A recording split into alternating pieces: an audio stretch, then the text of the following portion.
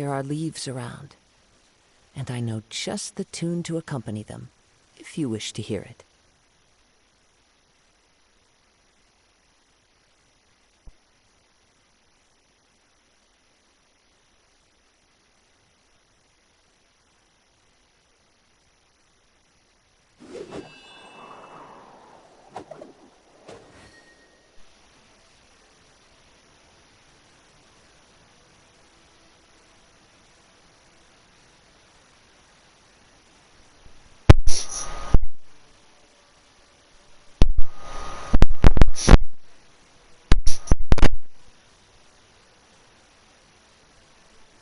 Come on.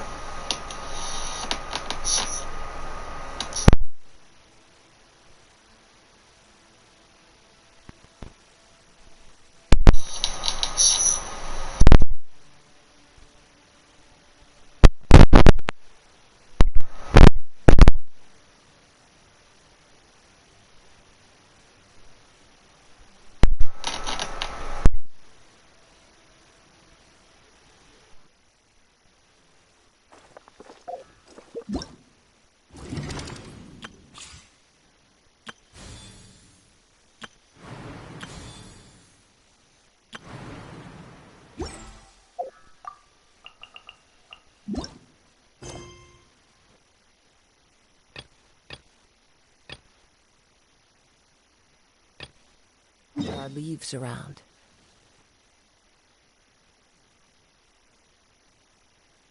And I know just the tune to accompany them, if you wish to hear it.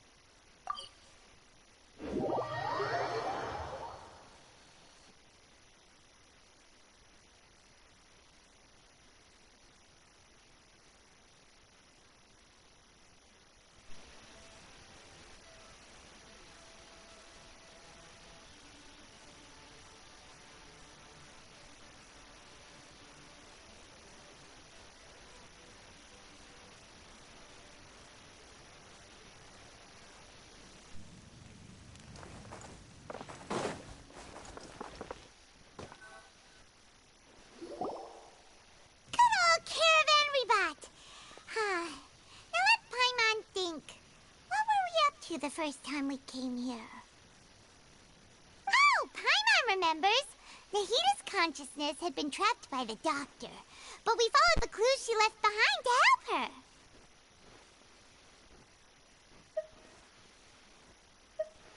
So much time has already passed since then, and it seems Sumeru's changing for the better now that Nahita's in charge, right? Paimon just hopes this peace will last a long time, and then Nahita won't have any more new problems to deal with. Yeah, guess you're right. We somehow always find ourselves right in the thick of it. Who knows what will happen next? Come to think of it, maybe it's all because of you. Maybe you're just a magnet for trouble.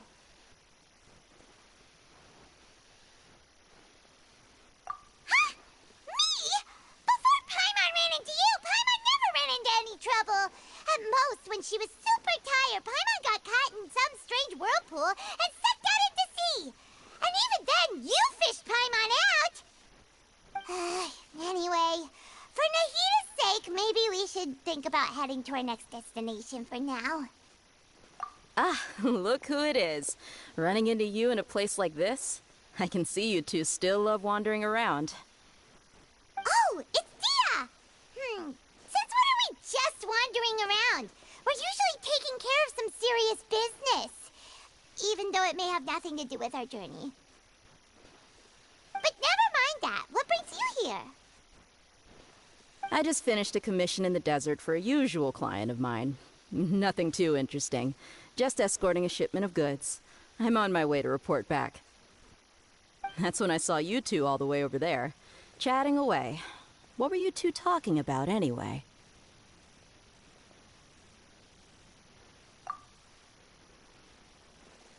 Huh? You serious? Can't say I saw that coming. But you are travelers after all. I guess you'd never stay for too long in one place. Bumping into you like this will become a rarity. I'm starting to feel sad just thinking about it. Hey, how about I gather a few mercs to escort you to? What do you say? Thanks, but no need. Oh, Paimon had no clue you'd miss us so much. But don't worry, we'll come back to see everyone when we get a chance. Sounds good. All you need to do to get to Fontain is cross this stretch of desert and navigate some waterways. Knowing you two, I'm sure it won't be anything you can't handle. So, when are you leaving?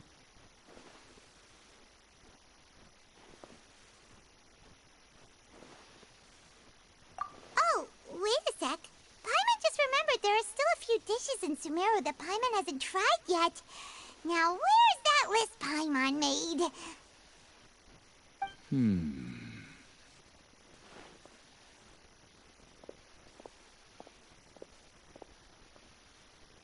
I see. Guess you won't be needing a going-away party or anything. It's sad enough to see you go like this. Though, now that I think about it, Sumeru wouldn't be what it is today without you. Seems true heroes always prefer leaving quietly. By the way, should we go say bye to Nahida? Oh, good point. Then there's no need to bother her in the real world. Then, I guess this is goodbye for now, Traveler in Paimon. Whether as a client or a friend, you're always welcome to come find me. Goodbye, Dia. Bye-bye, Sumeru.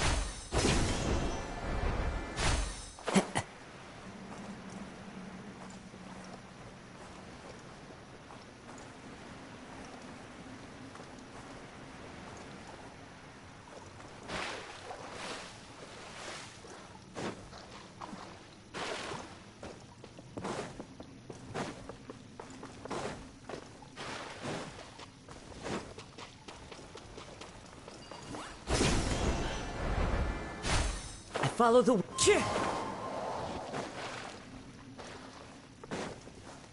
Cheh!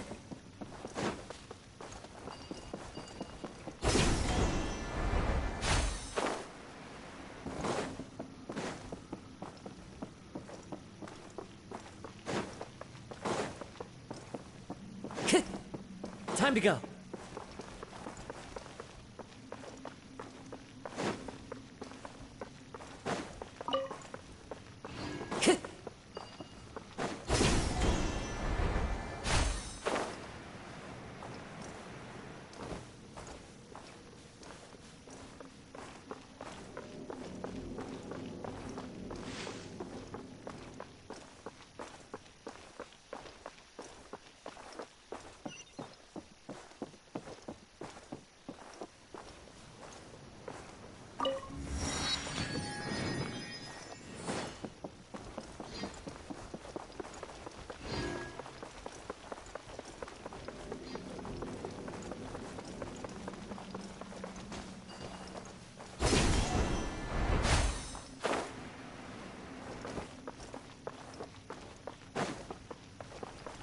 Time to go.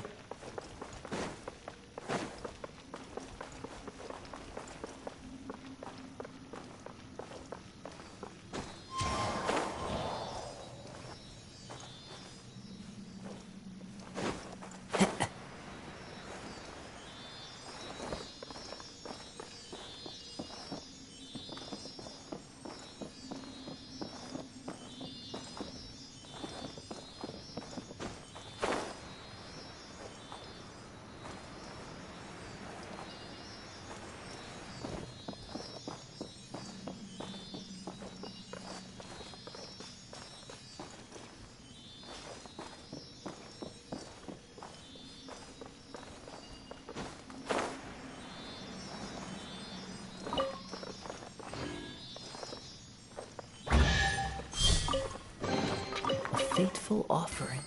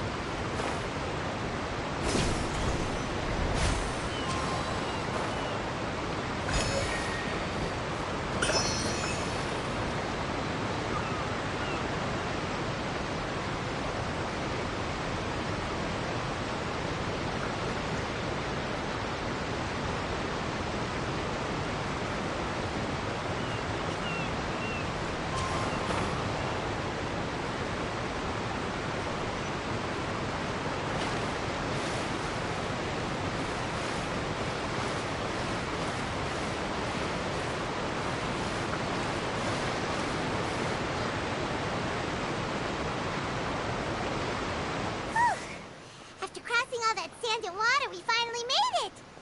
Oh, this must be Fontain's port. Wow, everything looks so advanced in Fontaine. Paimon's heard that the industry here is extremely developed, and there are all kinds of unusual machines. Just seeing the sights as a tourist is nice, but maybe it would be better if we found something to do. What do you think?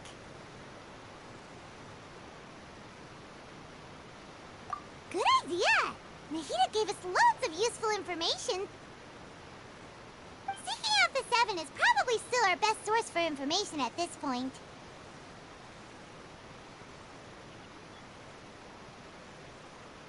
Yeah, the more we can learn, the better.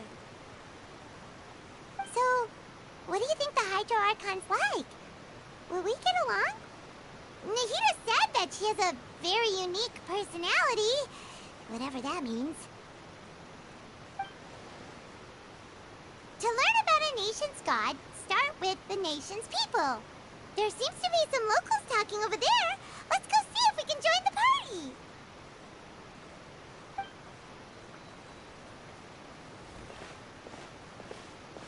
If you ask me, it's a tragedy how things ended for him. Clearly. Yeah, I didn't expect that kind of ending for him. I thought he would at least fight on a little longer for his family. I was expecting a sudden plot twist, but it's a pity that it never happened.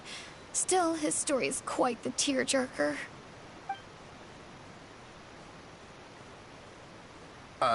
Excuse me. Can I help you two? I couldn't help but notice you standing here listening. Hi. We're travelers new to Fontaine, and we had something we wanted to ask, but you seem to be really busy talking about some kind of play, so we didn't want to interrupt. Play? Oh, no. We're talking about something that really happened. In fact, it's a case that was just heard a few days ago. Really? Like, a real trial? But the way you were talking about it and the words you used just now made it sound like some kind of story. Well, good tales are often based on true stories, aren't they? And what you see in reality may also be someone deliberately putting on an act while harboring ulterior motives. Whether something is true or not simply isn't that important. The main thing is whether the story being acted out on the stage is splendid enough. Oh, but it looks like you're not from around here. You probably don't know that the Fontain Court of Justice is called the Opera Epiclese, or more commonly known as just the Opera House. But, shouldn't court cases be treated a little more seriously than that? Not to question Fontaine's way of doing things. It's just that putting someone on trial is usually a very serious thing. No worries. Other visitors to Fontaine have wondered the same thing. You could say that we just don't want to waste the moving stories behind those cases. And as for your worries about whether the cases are treated with due reverence, we have the absolutely just and honorable Chief Justice Neuvillette, as well as the Oratrice Mécanique d'Analyse Cardinal, a machine created by the Archon. Between the machine and the Chief Justice, false charges and injustice are a thing of the past now. Oratrice? Is it some kind of machine, too? Oh, Paimon's curious. We should check it out if we get the chance. Wait, Paimon almost forgot to ask you our question. Do you know what we should do if we want to meet the Hydro Archon? Oh, that's easy. Just go to the Opera House. Lady Farina practically lives there. You could definitely say it's her biggest passion. Huh. I think what they mean is that they wish to speak with the Archon personally. In that case, I'm afraid it's going to be a tad more difficult. You'll have to make an appointment well in advance, and it'll depend on whether or not she has any time slots available. Huh. Is the Hydro Archon super busy taking care of official stuff? Wait, didn't you say that she's always at the Opera House? No. Lady Farina seldom takes an interest with the nation's affairs. The reason it's difficult to make an appointment is simply because she's incredibly popular. That's right. After all, she is the Archon. Though she may tend to get a little dramatic from time to time, people can't get enough of her. Huh. First time Paimon's ever heard of an Archon being described that way before. Wait! Paimon gets now! The Hydro Archon is kinda like a big celebrity here, right? Yeah, I suppose you could say that. Perhaps you could even say our mascot. Hang on. This is still Fontaine's Archon you're talking about. You should show some more respect. Yes, you're right. I guess I should at least try to be a little more respectful in front of visitors. Otherwise, I might get arrested and find myself face to face with Monsieur Neuvillette. Come on. Sure, there's a lot of laws here, but nobody's going to be arrested for saying something disrespectful about the Hydro Archon.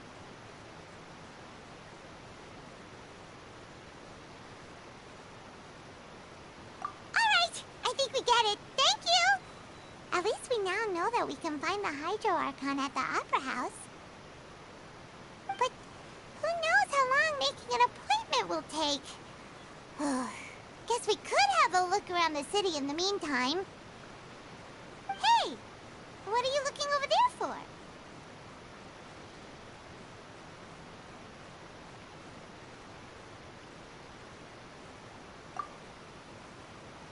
Huh. Maybe something's the matter. She isn't going to jump into the water, is she? Maybe we better go check on her.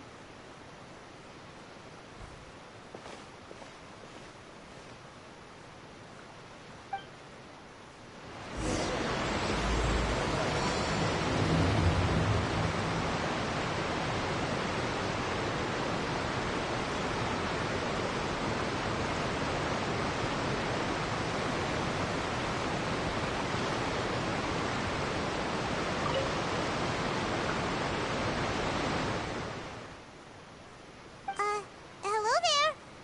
Excuse me. Are you alright? Huh? I'm fine.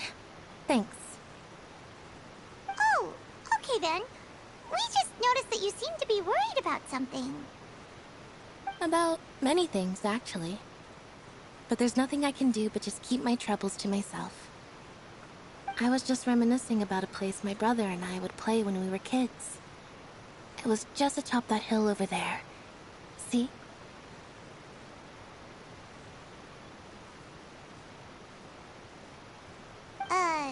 You're pointing at the sea. Wait, are you saying that you and your brother lived in the water? Though people call the waters around Fontain a sea, it's actually just an inland lake that's filled with fresh water. And though I can still see that hill clearly in my memories, now it's been completely submerged. He would skip and jump, tossing sand in the wind. The sun shone brightly, and the air was filled with the scent of the sea. But now, the water is gradually swallowing our memories. It won't be long before it swallows us. Sorry. Paimon doesn't really get what you mean. I don't believe we've had the pleasure of meeting. Are you Lynette's new friends?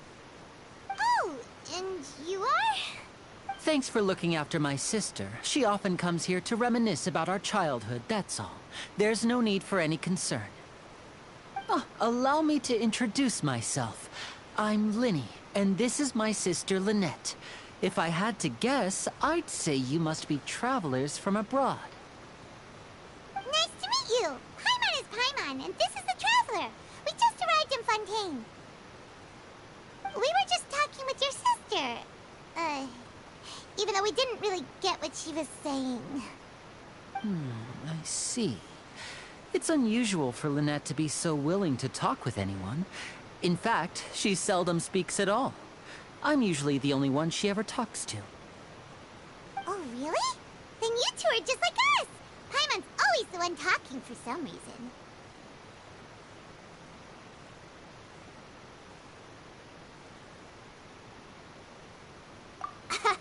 So that's how you think it is?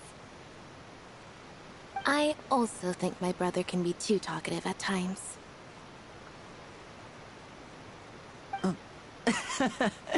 Seems you were right, Paimon. We are quite similar.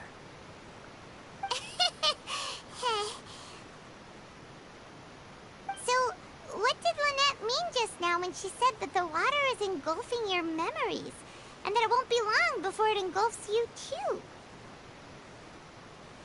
Oh, that. It's from a prophecy that's been circulating in Fontaine for some time now. Well, I suppose prophecy isn't exactly the right word, because that implies a certain amount of uncertainty. There's no doubt about what's happening in Fontaine now. Where to begin?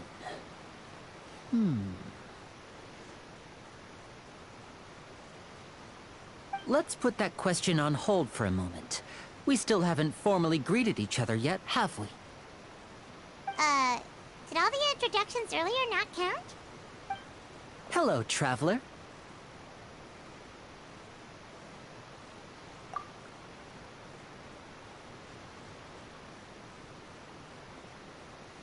And hello, Paimon. Hey! Why didn't Paimon get a handshake? You're not poking fun at Paimon, are you? Please, don't take offense. Just consider it a sort of etiquette we have here in Fontaine when making new friends. You should remember it. It might prove useful. Oh, all right then. Well, Paimon's just happy to have a local friend now. By the way, we were just getting ready to go to the Opera House to meet the Hydro Archon. Would you be able to show us the way? So you're going to see Lady Farina? No problem at all. In fact, I was planning to go to the Opera House later myself. I'll gladly take you once I finish things here. Please, follow me.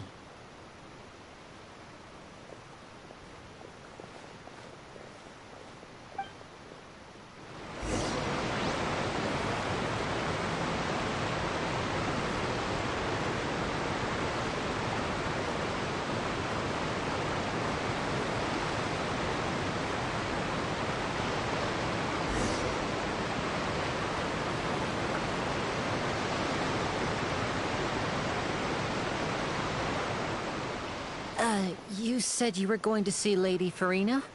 Well, it seems Lady Farina has come to see you.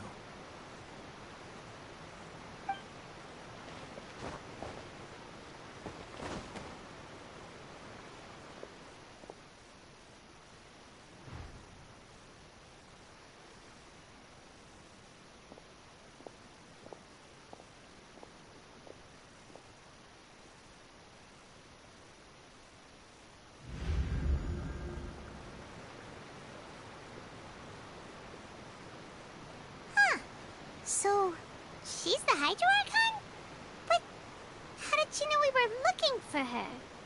My dear people, rich and poor, those with cup in hand and those with nothing at all, raise your glasses in celebration. If you don't have one, then just raise your hand in lieu.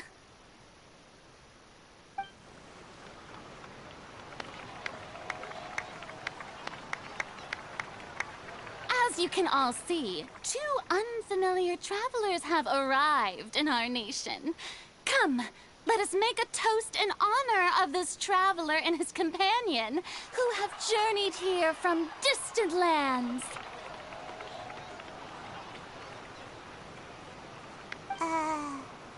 Is she talking about us?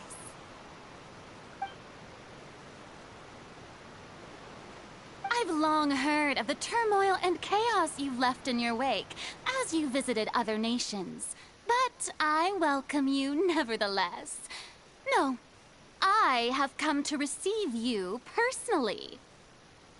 Fear is for insignificant cowards. I am a god, and I will never entertain the notion of such meaningless wariness. You can be rest assured. I see clearly your sincerity. Of course, seeking an audience with me is the most sensible thing to do. It will allow you to truly behold my power and witness my authority. Intelligent people always gather under the correct banner. I, Focalor, hereby welcome you to the nation of Hydro and acknowledge the value and significance of your trip. Now, you may rejoice in this. Yeah, Paimon still can't believe it. Feels like we've only been here for a few minutes. But the Hydro Archon's entrance was, how should Paimon describe it? A little over the top? Ahem. Miss Hydro Archon? How did you know we were coming? Ah, I see. As Outlanders, you inevitably lack even some of the most basic understanding. Don't forget that even the gods can be divided into the mediocre and the excellent. I suppose it's only natural for you to be awestruck by my abilities. You had best stop and consider. Do you really have the noble qualities and etiquette necessary to communicate with a god? All it takes is a flick of my finger for me to know everything about you. Whoa. Talk about sounding high and mighty.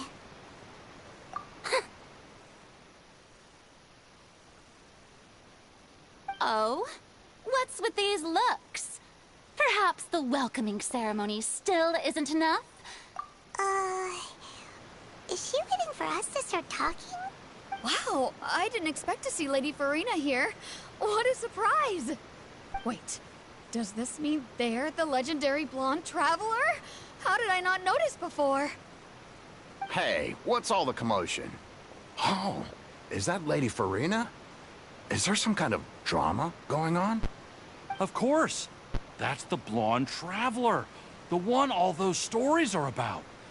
Lady Farina came here to personally see him. Oh, I bet this is gonna be the duel of the century. Ooh, I've got to see this. I knew Lady Farina would never disappoint.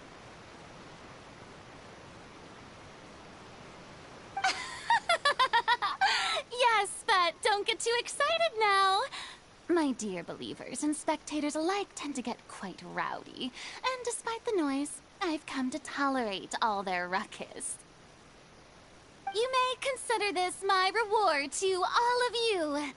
I have determined that there will be an epic duel between myself and this traveler from another land, just as you were hoping to see.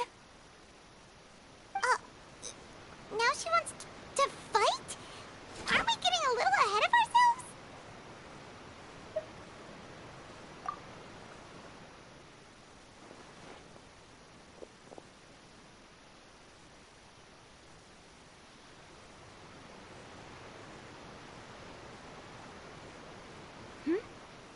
Are you not afraid? Might I remind you that this is a duel against the divine?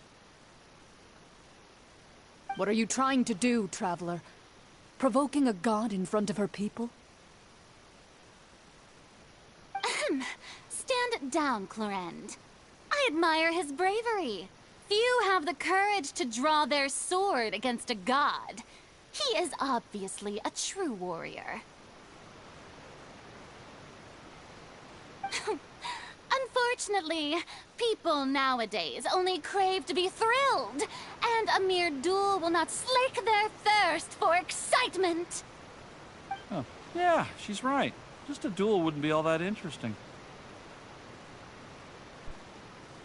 On Araneus, criminals are always requesting duels to defend their honor. They're getting a bit old, to tell the truth. You see. Then, as the god of justice, I shall face this traveler in another kind of duel. A duel in court! Whoa, all right! Now that'll be worth seeing! Right. This is Fontain, after all. Such a grand opera house, it would be a pity not to use it. Why do you care so much about the crowd's reactions? Seems you've spent a little too much time in the opera house. Besides, how exactly do you plan to have a duel in court? You mean you're going to put us on trial?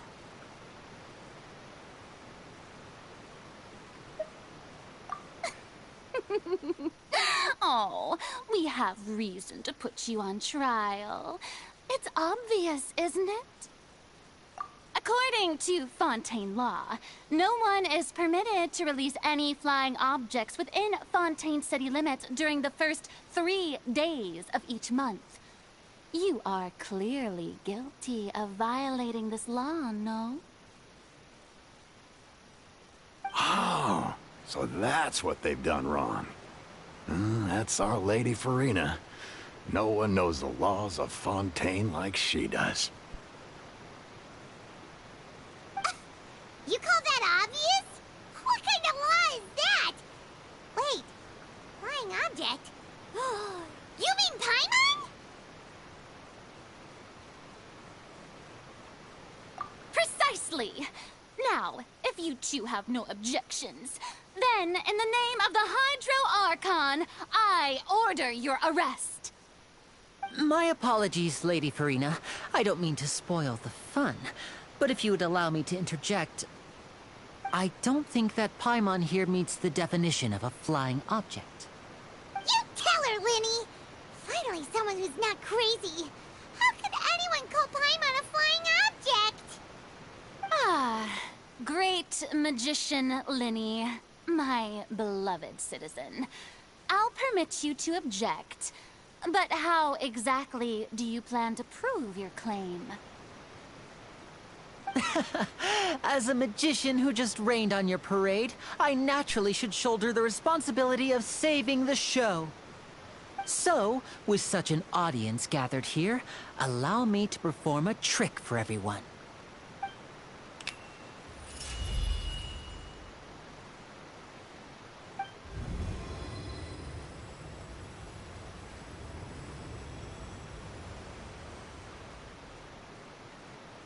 Ta-da!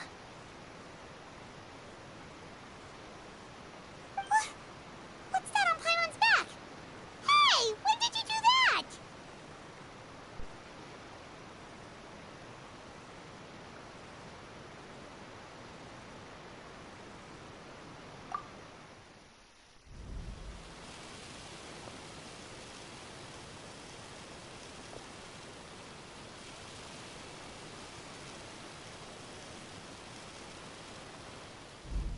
There.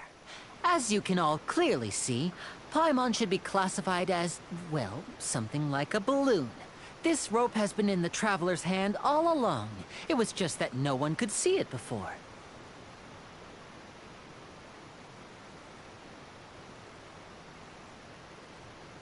Huh? You call that magic? You've got to be joking. I thought it was pretty good. Nice one. Huh?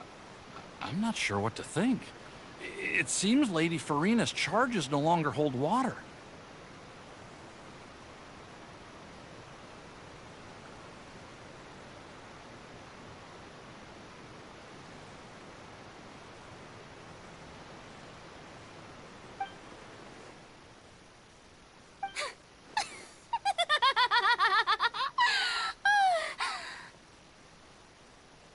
Amusing. Very amusing, Linny. Just the sort of unexpected twist that I enjoy. With you here, today's performance can finally be called complete. Performance? You see all this as a performance? In which case, consider the matter of your trial resolved. The god of justice will not bring charges against an innocent person. But when there are valid grounds, I will not only judge travelers from abroad, but even the gods of other lands.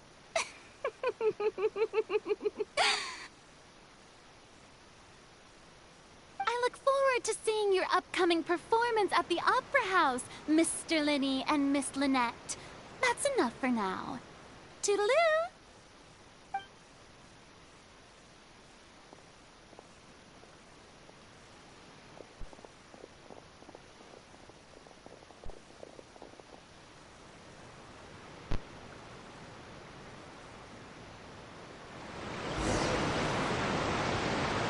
Just like that, she's gone. Well, that's the most unpredictable Archon Paimon's ever seen. He never even had a chance to ask her anything. problem for future Paimon. That whole scene just now was really... Don't mention it. I just happened to remember that there was such a law, so I did a little preparation, just in case. I didn't think it would actually come in handy. So, now do you see what kind of god Lady Farina is? She can be a bit confusing at times, but she is still amenable to reason.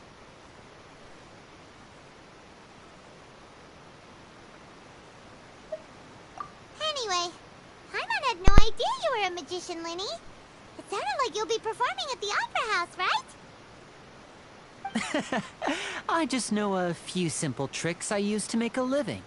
Lynette is my assistant.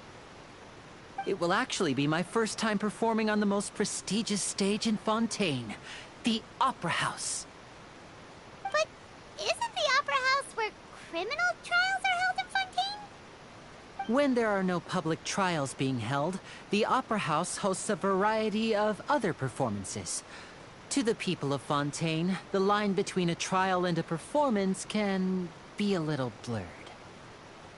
And speaking of performances, I would be remiss to forego this opportunity gifted by fate. Might I invite the two of you to see my performance? My brother's always excited to make new friends. Oh, sure. We don't really have anything to do now, and we wanted to go to the Opera House anyway. Splendid. In that case, why don't we go together? I'll show you the way. I just have something to take care of first. Oh, you really mean it? Then I'll take you up on your offer. This is a magical item known as a magic pocket. Perhaps you can help me distribute them to the people here. Huh? What are they going to use it for? About that... You asked me before about the prophecy, right? Let me start by telling you a little more about what it entails. I'm not sure exactly when it began, but a prophecy has been circulating around Fontaine. It says that every person in Fontaine is born with sin. No matter how the Nation of Justice holds trial after trial, this sin cannot be absolved. Until one day, the water levels in Fontaine will rise, and the sinful people will slowly be drowned. In the end, the people will all be dissolved into the waters, and only the Hydro Archon will remain, weeping on her throne. That sounds pretty gloomy. Why are... There are lots of guesses. Some say that the ancestors of Fontaine stole the power of the seas and stirred its wrath. Others say that the people of Fontaine never heeded the first Hydro Archon's warnings and offended Celestia. But here in Fontaine, evidence is what matters. There hasn't been concrete evidence for any of these claims, so they can only be regarded as conjecture. If even the people in Fontaine don't know what sin they committed, wouldn't it be better just to ignore the prophecy completely? What? That's exactly what the people did at first. But in the last few years, the water levels in Fontaine have actually started rising. Many places have already been completely submerged, and now lie beneath the sea. Many people carry on with their lives as before and shrug it off as a natural phenomenon. But my family and I think that the people of Fontaine shouldn't ignore the possibility, which would end up sentencing them to death. We hope that at least the people who reside near the waterfront can move away before it's too late. So, we've started distributing magic pockets to them. As a magical item, these magic pockets have astonishing capacity. I'm sure they will come in handy when people are moving their belongings. Oh, Paimon gets it! It's like preparing for a rainy day! But this is more than a bit of rain. Perhaps only absolute power could ever contend with such a catastrophe. But who knows? We're just tiny specks in the grand scheme of things. Now, if you'd like to help, then please give these magic pockets to anyone nearby. Be sure to convince them to take it, regardless of what they say.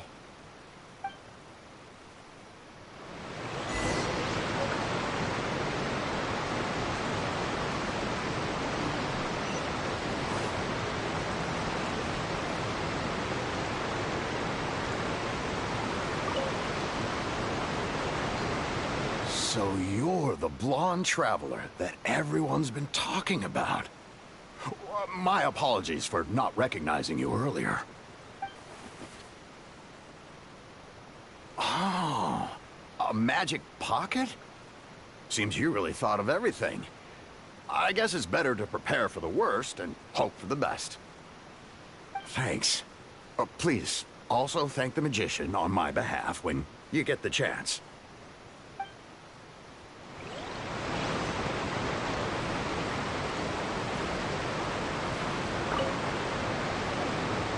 What's this?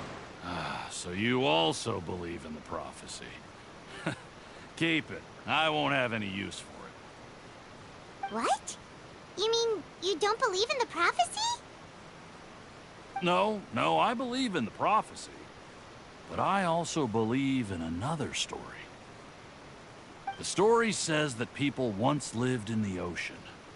They were one with the ocean and couldn't live apart from it. But as time wore on, people desired to live on land and developed blood vessels, encapsulating the sea within their bodies. Thus could people set foot on land. So, if you ask me, when the water rises and takes us all, it'll be like we're going home.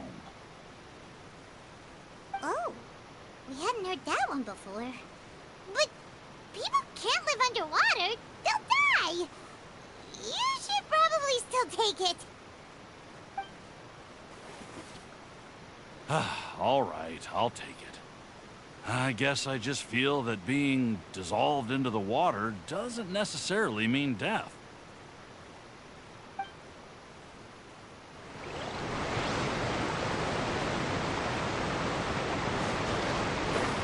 Follow the wind.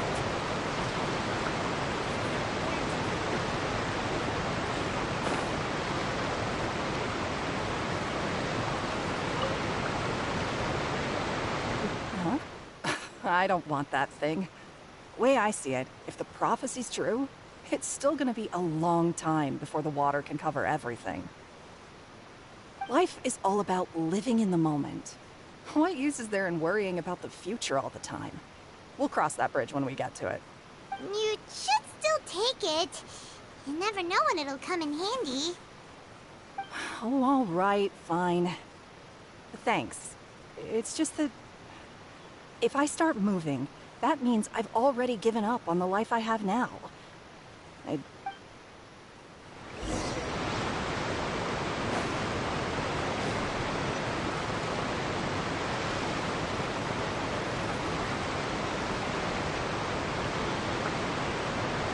Oh? You already handed out all of the magic pockets? That was fast. So, what did people have to say? I bet you heard some, interesting opinions. Yes, but that will change once disaster strikes. I know they'll change their minds, so it's only right to help them prepare. Is there anything else you need to do before we leave? Yes, one last thing. I have the magic pockets made by a workshop in the court of Fontain. Since we're out and about, I was thinking about bringing him some more materials. So, you want to collect materials? Just tell us what the materials look like and we'll help. Many? Oh, that would be much appreciated. We'll need some Romaritime flowers. I remember seeing them near the waterfront on the east side of the harbor.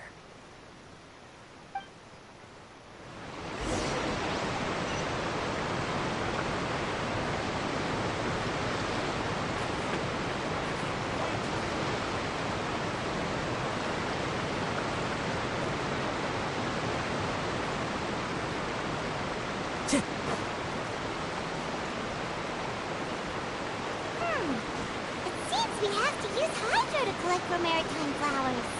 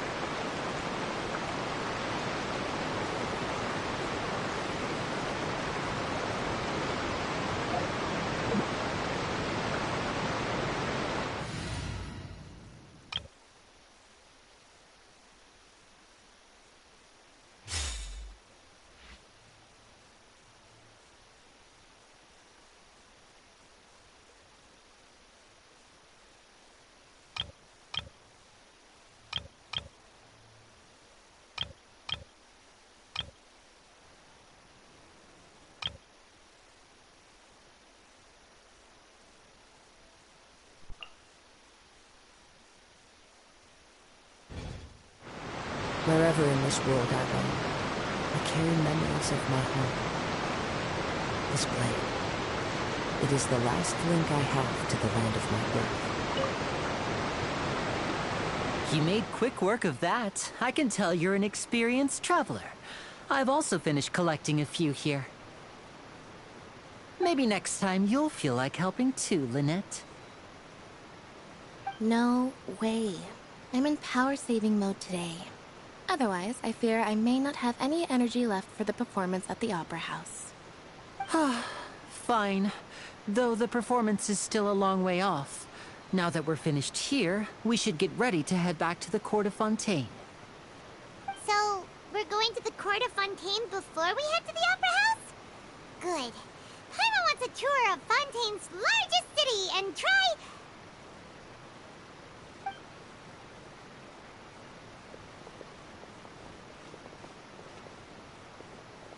Wait, shh. Have you noticed that person over there? The young girl. Huh? What's wrong with her? Paimon? She's obviously a thief. Magicians and thieves practice similar methods. We divert attention, and a distracted audience is one that won't discover what you're really doing. Watch her movements carefully.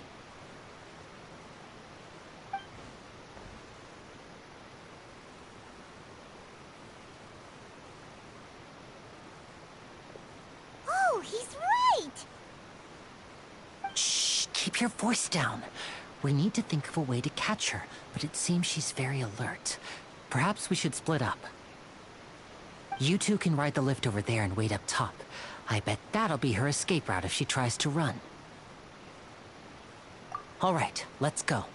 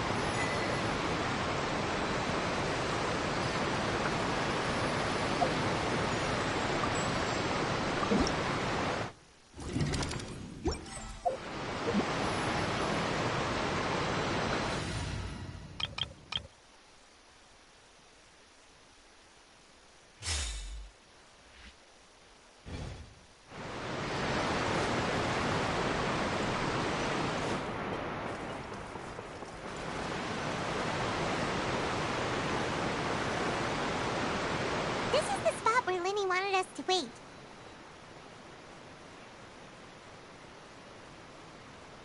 Oh, look! Isn't that her?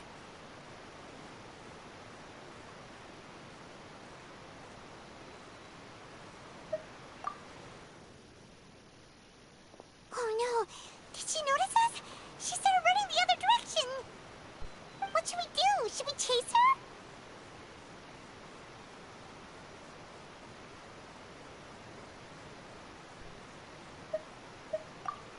You're right. She might also be trying to lure us away.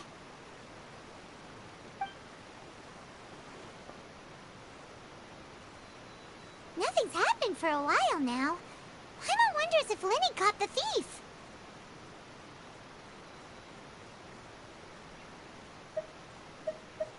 Yeah, let's go.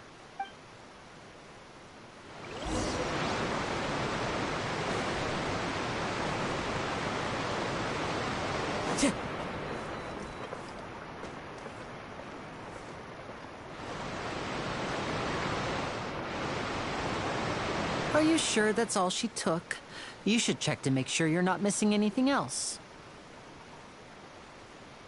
No, that was all. Oh, I can't thank you enough. I didn't notice a thing earlier. Anyway, I should be going now. Thanks again. Oh, were you returning what the thief had stolen? That's right.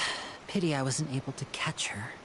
She distracted me by dropping the thing she stole on the ground. By the time I looked back, she was already gone. I saw the general direction she went, but Lenny twisted his ankle, and I needed to make sure he was okay. Oh, did you get hurt, Lenny? I'll be all right. It's just a twisted ankle, that's all. In fact, it's feeling better already.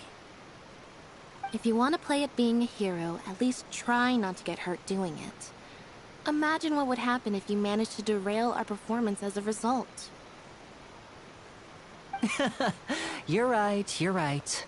Sorry, Lynette. I have to admit that the thief was even more skilled than I had anticipated.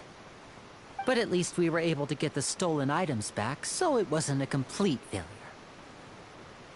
What a slippery little thief! Guess things turned out all right in the end, though. Lenny's initiative paid off! All right, let's put this little detour behind us. We should go to the court of Fontain now.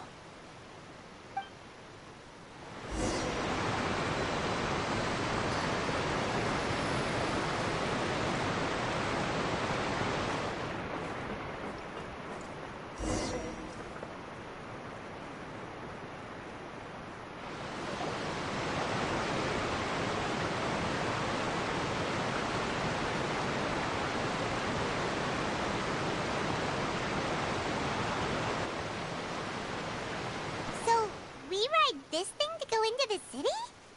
What an ingenious way to get around! People in Fontaine really know how to use water!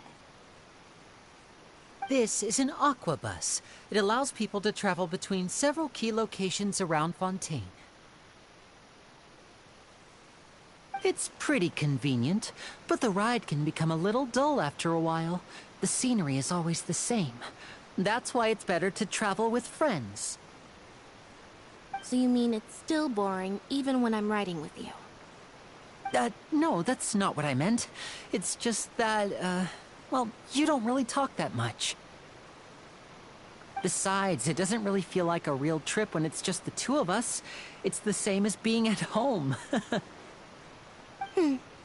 Whatever.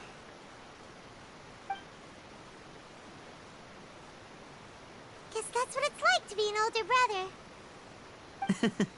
It's about time for us to leave. Let's get on board.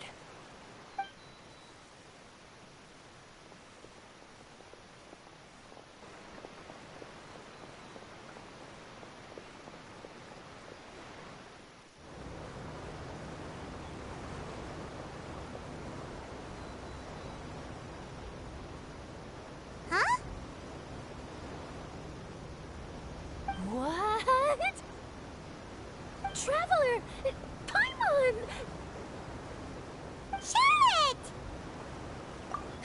never guessed I'd bump into you all riding the Aquabus. In the story of my life, this is big news. What are you doing in Fontaine? I didn't hear anything about you paying us a visit. Yeah, it's quite the coincidence. But as travelers, we're always on the move. It's not surprising that nobody knew we were coming. Though we still have no idea how the Hydro Archon knew about us. Oh, let Paimon introduce you to our new friends! Oh, no need for introductions, Paimon. I would recognize the great magician Linny and his assistant Lynette anywhere. I wouldn't be much of a reporter if I didn't know who they were. It's a pleasure to meet you. I'm Charlotte, a reporter for the Steambird. Nice to meet you. From the Steambird, huh? We've often relied on your paper to promote our performances. It's an honor to meet you. Now that everyone knows each other, Fontaine suddenly doesn't feel like such an unfamiliar place. So, what have you been up to lately, Charlotte? Any big news? Not too much. When there isn't any breaking news, I mainly cover the trials at the Opera House. You can still manage to keep readers' attention as long as you tell things from a clever enough angle, even if it's the same old topics. For example, reporting on how a scammer once deceived vulnerable girls into relationships, or how a financial criminal was once so poor that they ate a single piece of bread for 5 days. You're right. Seems you know me pretty well. What I'm really after is exclusive, sensational news pieces that could shake the country. These smaller stories are a waste of my talents. Oh, I just remembered. I've been following a case lately. Well, a series of cases, actually. You mean the serial disappearances of young women case? That's right! These stories are the talk of the town right now, and it's probably the most mysterious case we've ever seen. If I'm the first with a draft ready to publish when the case is finally cracked, and it's the headline story in the Steambird, oh, when that happens, I bet all the other reporters will shed tears of envy. I've already gathered all kinds of materials. I just can't wait for the truth to be revealed. So, what is the serial disappearances of young women case? You mean the culprit hasn't been found? That's right. The first missing girl case happened almost 20 years ago. And ever since, after a period of time, another girl disappears. What the cases have in common is that the girls are all of a similar age, and that they've all vanished without a trace. But the scariest part is that to this day, none of the girls have ever been found. Many suspects have been arrested over the years in connection with this case, but shortly after each arrest, another disappearance would always happen.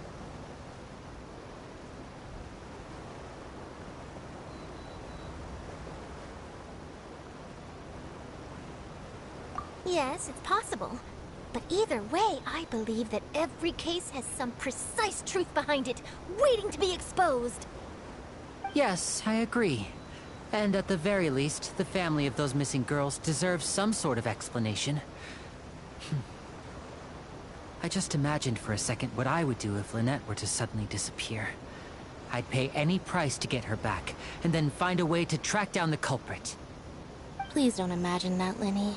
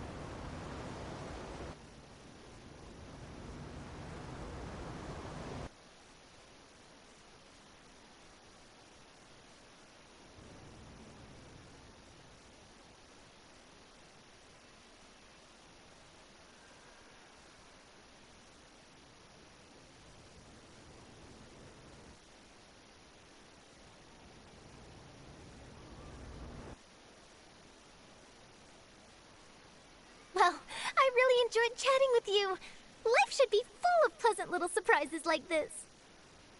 Yeah, us as well. The ride went by too quickly.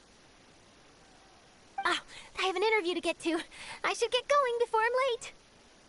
Okay, Paimon hopes we can chat again soon, Charlotte. See ya! Bye now. Oh, be sure to stop by and see me at the Steambird when you have time. What a tough job.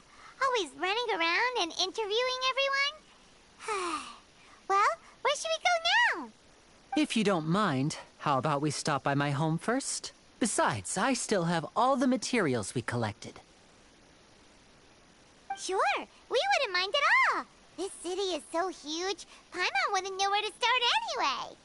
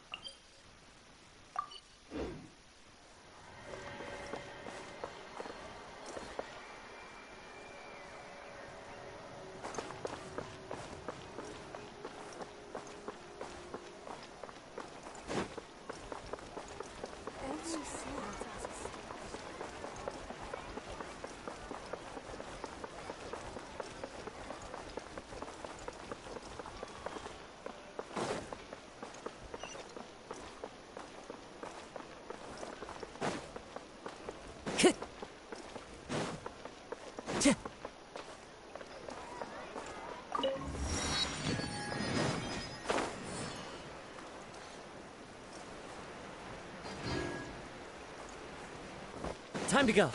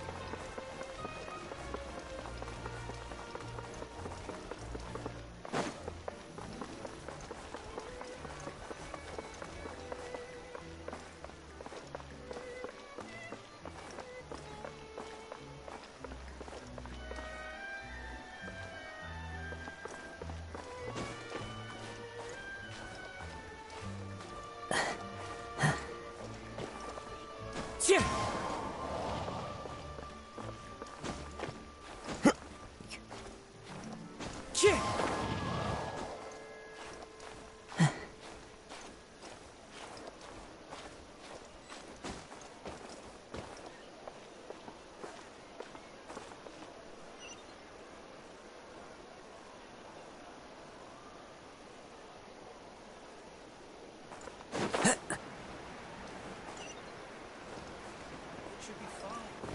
I'm sure it'll get.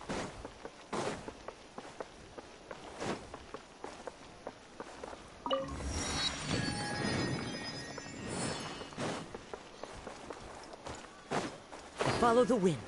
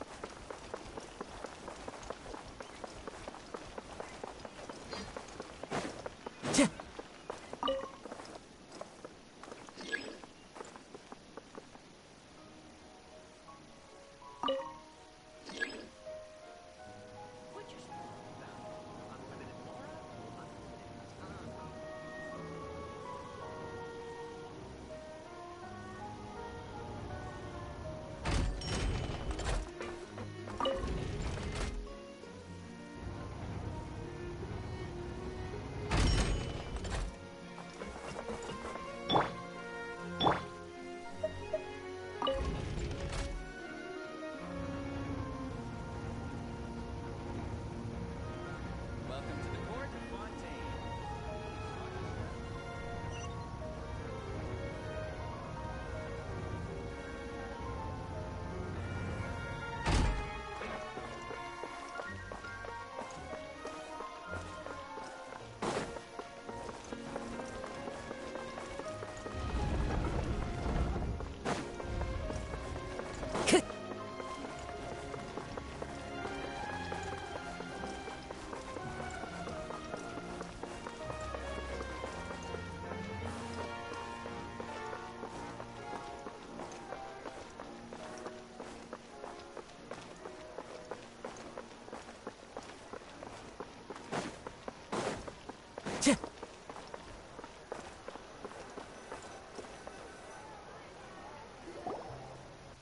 This is our current abode.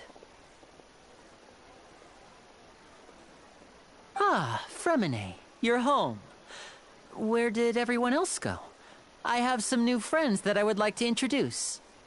Oh, they all just went out a moment ago. I see. Everyone is getting busier now that Father will be returning soon. I suppose that can't be helped. Allow me to introduce you to my little brother, Fremine. He is a phenomenal diver. Hello. Nice to meet you. Paimon is Paimon, and this is the Traveler.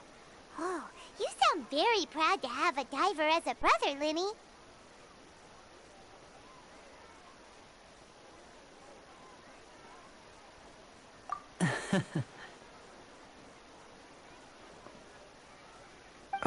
Linny, could you come here for a moment? What is it, Fremine? Do you have something to tell me?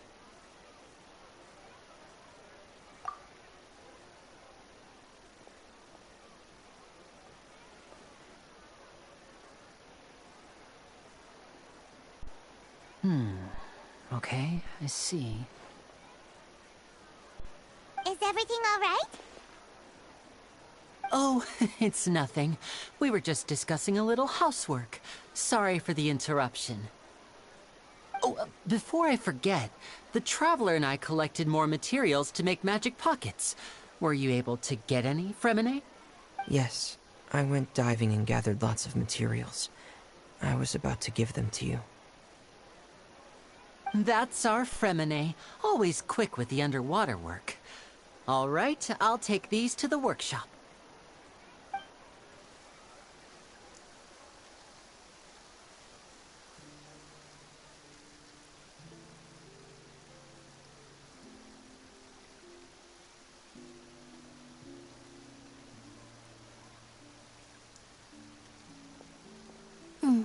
Looks like rain.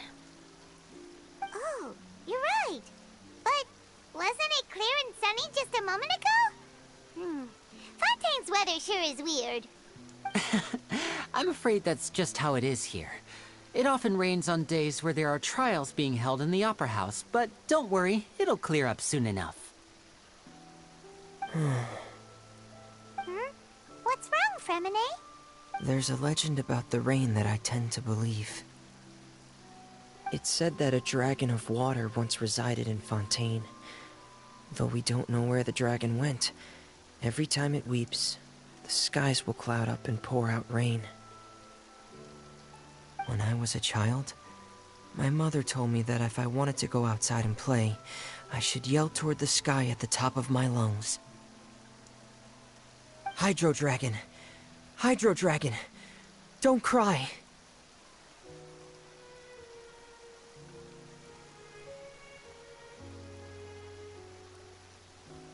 If it's an elemental dragon, then having the power to make it rain wouldn't be very unusual. Let Paimon try something. Hydro Dragon! Hydro Dragon! Don't cry!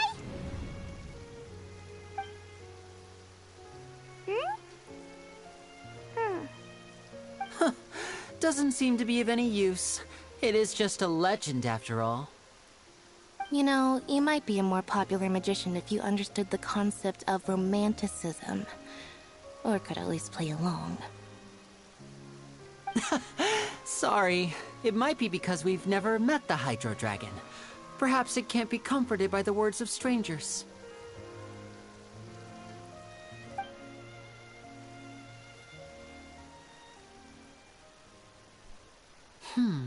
It rained for longer than I suspected. Oh, it's already getting late. Was there something you needed to do, Linny? Yeah, some preparations for the show at the Opera House. I need to find a way to catch the last aqua bus of the day. On the day of the performance, just ride the aqua bus to the island of Araneus. I'll have Lynette meet you at the fountain in front of the Opera House. Oh, are you leaving now? What is it, Fremine? I'm in a hurry. Oh, I get it. You feel nervous delivering the materials for the magic pockets, is that it? Perhaps we could trouble the Traveler to help us take these materials to the Beaumont workshop and deliver them to the owner there? I'm afraid that Fremine can be quite introverted, and the boss there tends to be pretty talkative. Fremine has always been a little afraid of her.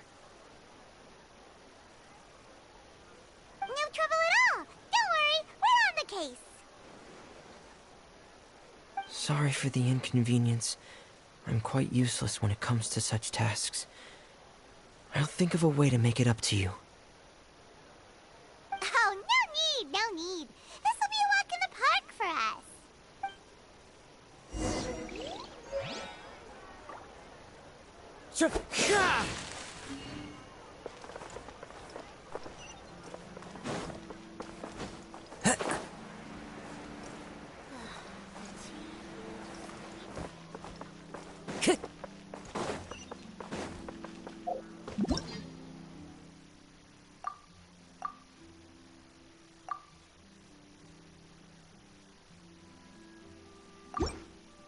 Time to go.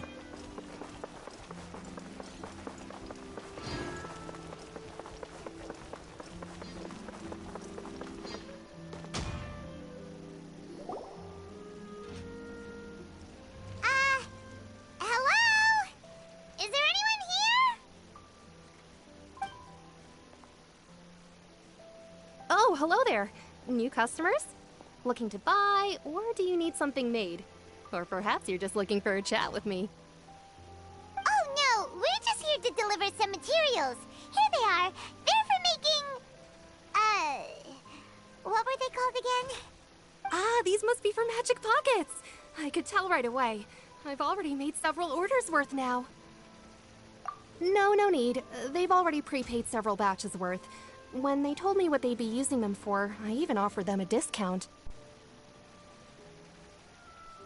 But they insisted on paying the full amount, saying that I had a business to run. Whoa. So, is Linny actually loaded? I can't say for sure, but who knows? Maybe there's good money to be made being a magician in Fontain. Hey! Is this machine what you use to make stuff here? It looks really advanced. Why use your hands when a machine can do the work? It would be a waste not to use the latest technology, and wasting is a kind of crime.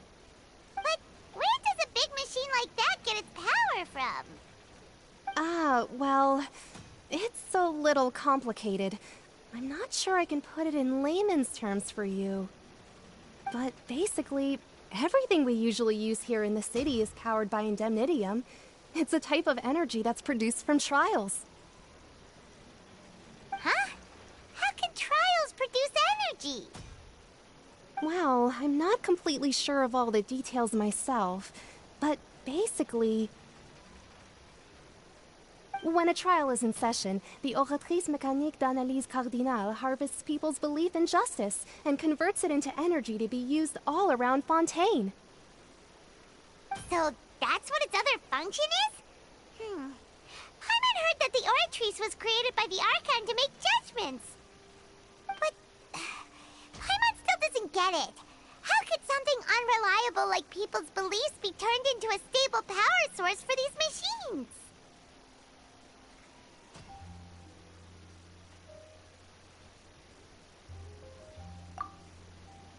Oh, yeah!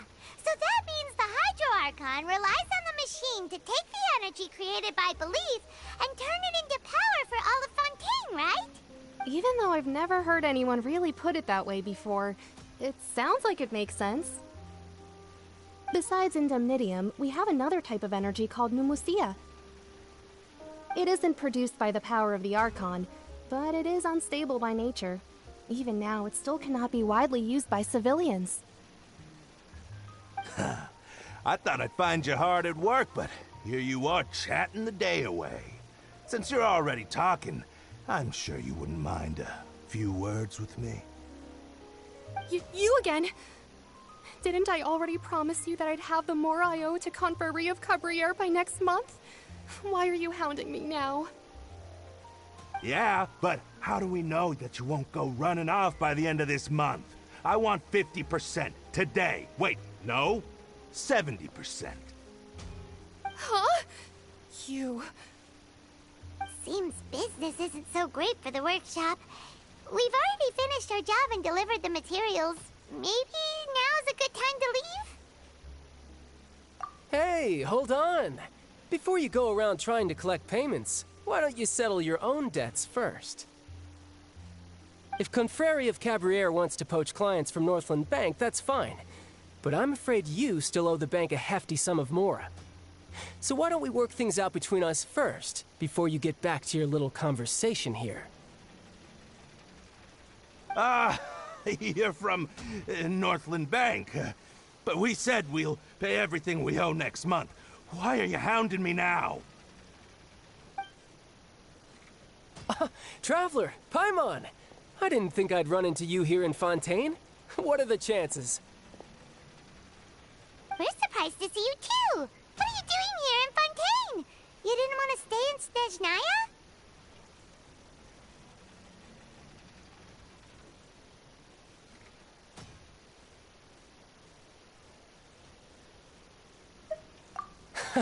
Long story short, I've already been in Fontaine for some time now, and honestly, things have been pretty boring. But it seems that fate brought our paths together today. Not only will I have some good friends here now, but ones who always seem to find trouble. Either way you look at it, it seems things are going to get a lot more interesting now. Pretty sure we'd want to avoid anything that you'd find interesting.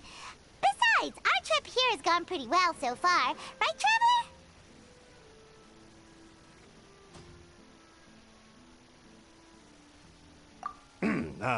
Hey, you, Northland Bank boy. Aren't you forgetting something? Don't interrupt. It's not often I run into the Traveler like this. Why don't you wait for me over there for a while? You kidding? Aren't you the one looking for us? You really expect us to sit and twiddle our thumbs while you catch up with your friends? Listen to me, boy. If you want your mora, fine. Why don't you come and take it? Hey, I just said not to interrupt. Oh, by the way, Traveler, the last time I took Tonya and Tusser ice fishing, Tusser said... Hey! That's way over the line! All right, boys, let's see who has to pay up now! Can you at least let me finish one sentence? Fine. Though the bank told me not to get rough with our clients. You're the ones who started it. This is an act of self-defense. You two will have to be my witnesses, okay? I'm sure this won't take long.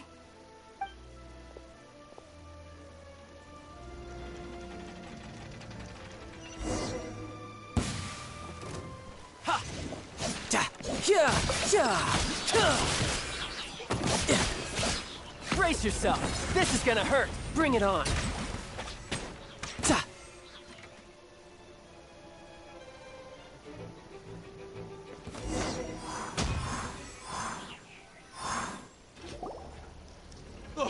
What's your deal, Brad?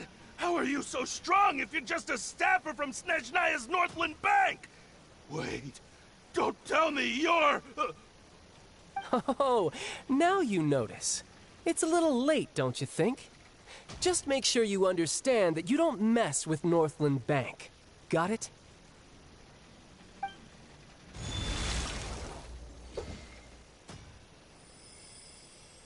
Huh? Now's my chance!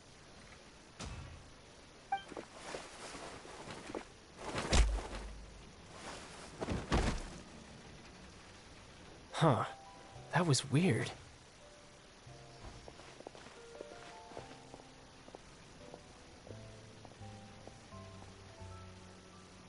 I'm not sure. It's as if I suddenly lost control of my hydro powers when I needed them. Maybe there's something wrong with my vision? Strange. How could that happen? First time Paimon's ever heard of someone losing control of their vision. Never mind. It doesn't matter. If I want to stay sharp, I shouldn't be relying too much on my vision anyway. Besides, I always have my delusion in case I need it.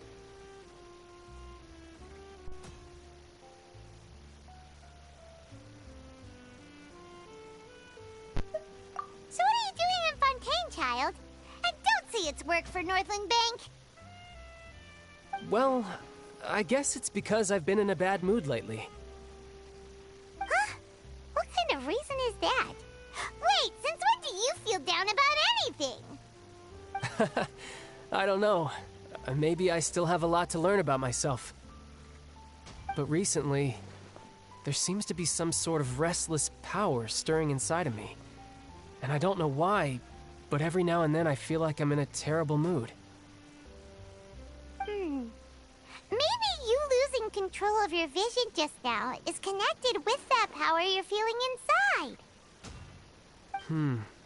That is a possibility.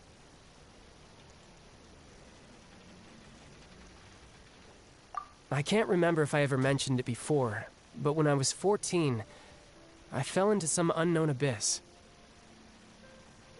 It was during that time I learned nearly all of my abilities. The one who took me under her wing and taught me was named Skirk. She was always quiet and very mysterious. Nobody knew where she came from or what she had been through, and she was always very strict when teaching me combat techniques. One time, I asked her why she was willing to take me on as an apprentice. From what I could make of her answer, it was because I had awakened it, and traces of it remained on me. She said that all my combat training would be useful in the future. But what is it? What did you awaken? She never explained that, but my guess is that it's related to a dream I saw when I had just fallen into that abyss. In my dream, I was in the deepest depths of the sea, and the boundless seabed was all around me. But in front of me appeared a whale that was so massive, I felt like I couldn't breathe. A whale? Oh, that sounds familiar! When we fought against you before, you summoned a huge whale that seemed to leap at us. Is that the one? That's just an abstract form of a whale that I create using my elemental powers. It takes that shape because the scene I dreamt of the whale has always been stuck in my mind. I'll never forget it. So you used the whale as inspiration for one of your moves? Huh. Seems a little twisted to Paimon.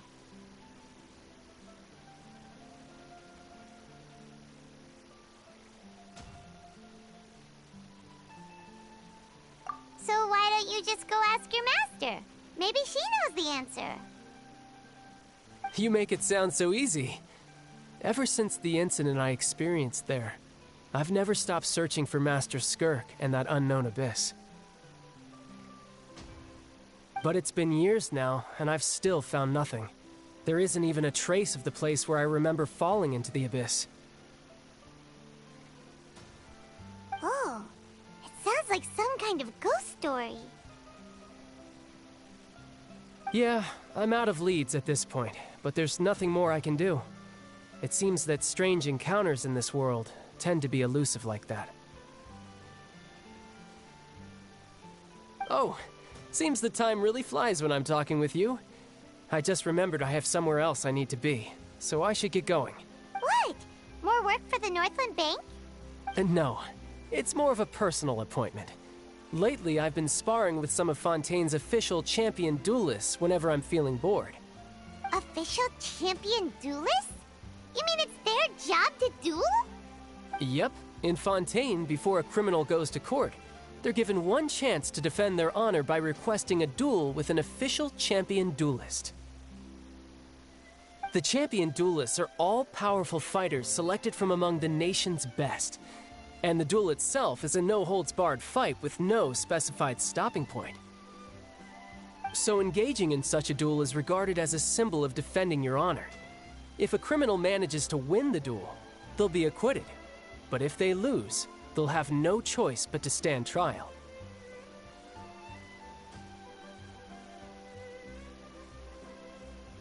And the worst-case scenario is that you're simply killed in the duel. Though it's rumored that Fontaine has a death penalty, from what I can tell, no one has ever been officially sentenced to death. So really, the only people who opt to duel are those who have suffered a grave injustice in being accused, or those who greatly value their honor. Otherwise, why gamble with your life? So, do many people actually get out of their trials by winning the duel? Apparently, it's exceedingly rare for anyone to actually win. Fontaine probably enacted this system as a way to show that the nation respects the honor of its citizens. Besides, none of the champion duelists are to be trifled with, which is exactly why I was itching to face them as soon as I got to Fontaine. Apparently the one I'm meeting today, Clorinde, is the strongest of the champion duelists.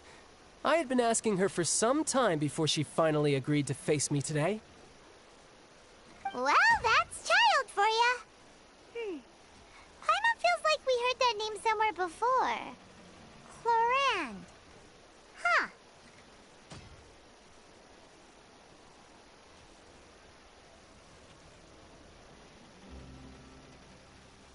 Oh, before I forget, I want you to have this.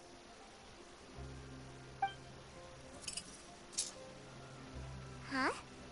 Your vision? You're seriously just giving it away? I'm just worried that it could become uncontrollable again. I'd be pretty upset if it got in the way of my duel, so I think I'll be better off without it for now. Besides, I just need you to hold on to it for a short while. I'll come retrieve it when I have some time later. Paimon knows what you're up to. You just want an excuse to come talk to us again, don't you? Whatever gave you that idea? I'll be in touch later.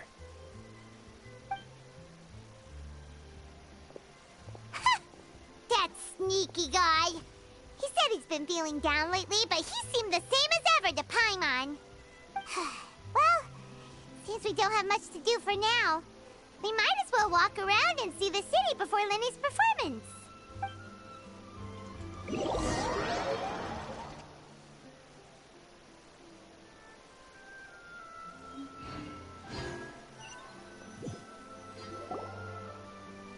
Wow! Who could have seen that coming? The reporter who was barely around for most of the story was the murderer all along! Sorry. Paimon was just surprised, that's all. The whodunits here in Fontaine are a lot different than the light novels you see from Yai Publishing House. Both have their merits, but Paimon thinks this style of novels are more, well, novel. It's so exciting to reach the moment when the mystery is uncovered, especially in the one Paimon was just reading. You should buy a copy and read it too. Oh, sorry about that. Paimon will be more careful next time. Hey, shouldn't we be heading to the Opera House to see Linny's performance soon? It's almost time for the show to start, so we should get going. Linny said that the Opera House is on Aranias, so let's go ride the Aqua Bus.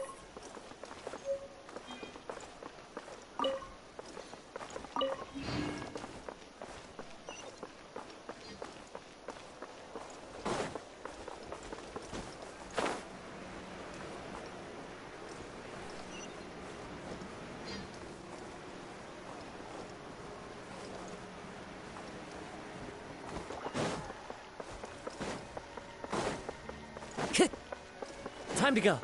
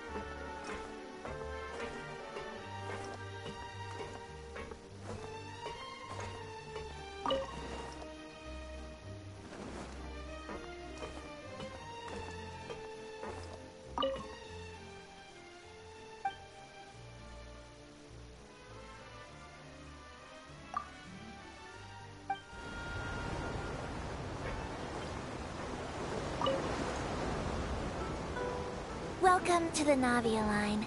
I am Elfan. The boat will be departing imminently. Please do not stick your head, hands, or other body parts outside the boat. The Aquabus operator is not responsible for any accidents or injuries resulting from doing so. Also, please remember to buy the Steambird, though I don't read it myself. The destination of the current tour is Erinias. Points of interest worth visiting include the Fountain of Lucine and the Opera Epiclese. If you look to the left in the direction we are currently traveling, you will see the famous Fontain Research Institute up in the sky. An experiment gone wrong turned new sightseeing opportunity. Human ingenuity truly is a wondrous thing.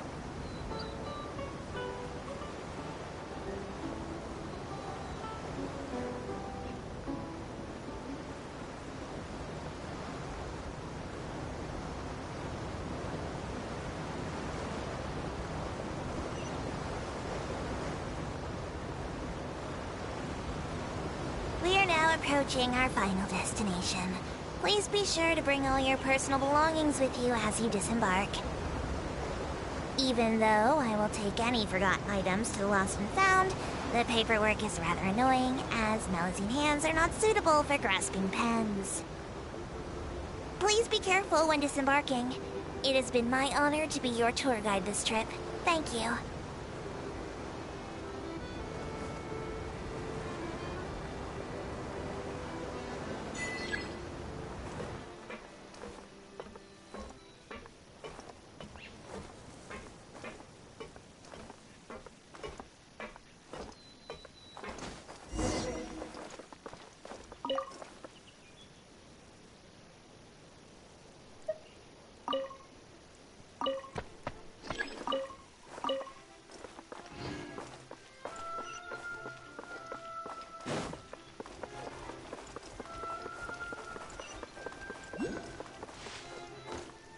Follow the wind.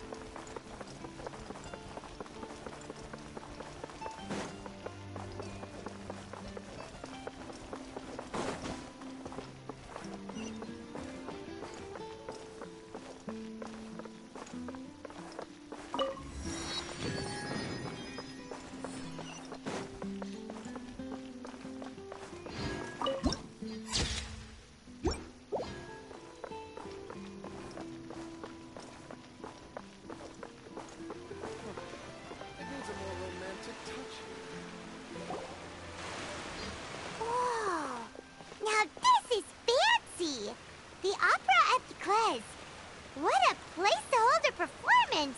No wonder Linny and Lynette were looking forward to it. Huh. Looks like there's a lot of people standing around the fountain up ahead. Oh, Archon, please bless us with a bright and healthy child. We pray. I don't know why you always feel the need to ask so much.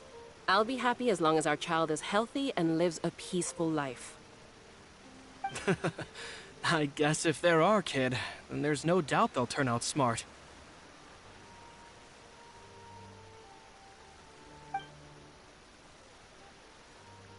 Maybe this is one of the customs in Fontaine. There sure are a lot of couples here. Vache. What's wrong? Vache. Vache.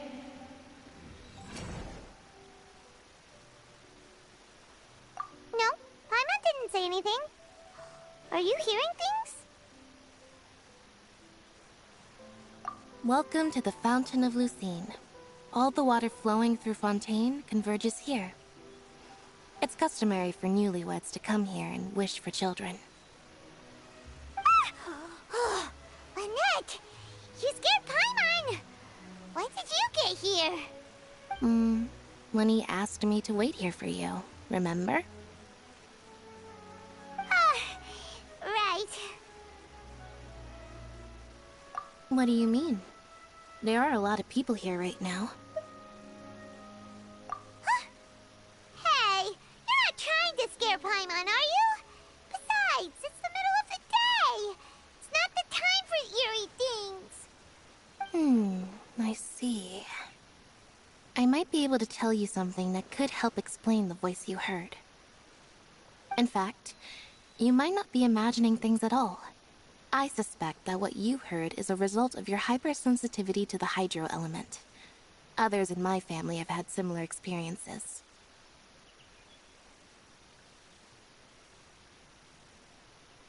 It's because of his sensitivity to the hydro element? But what would hearing a voice have to do with elemental power?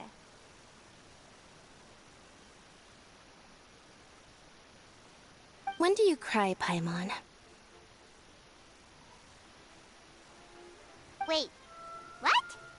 What does that have to do with anything?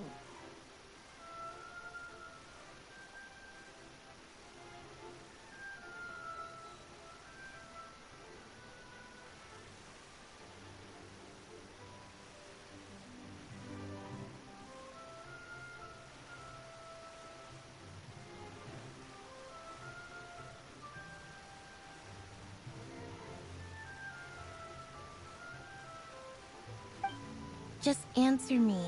When do you cry?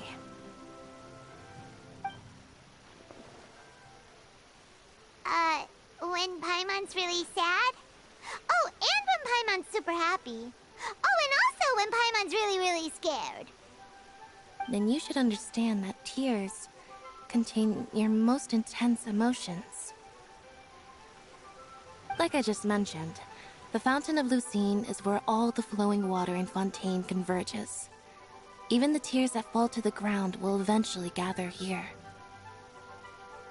So maybe what you heard was the intense emotion coming from someone's tears.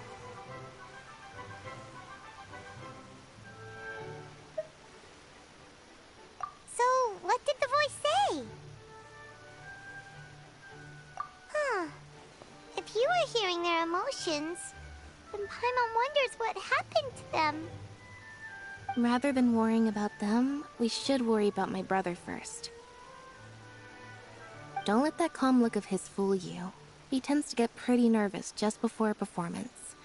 So chatting with Linny might help him relax a little before he goes on stage. Oh, right. That makes sense. Let's go in and see Linny.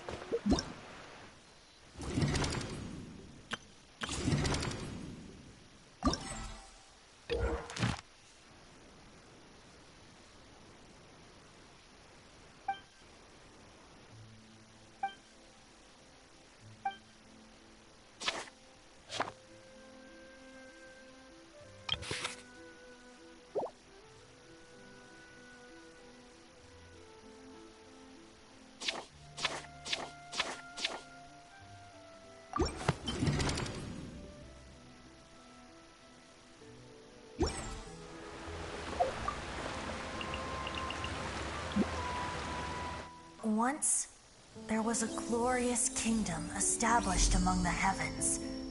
From that kingdom came a crowned heir, tasked with seeking out the Genesis Pearl from the Kingdom of Darkness. The first crowned heir began her journey of seeking the Pearl. But she was deceived, and the memory of her noble origins faded. She now believed that she was the queen of the Kingdom of Darkness. But take heart. A second crowned heir had already taken up the path where the first had stumbled. This is the story of your journey, of your tale to be told.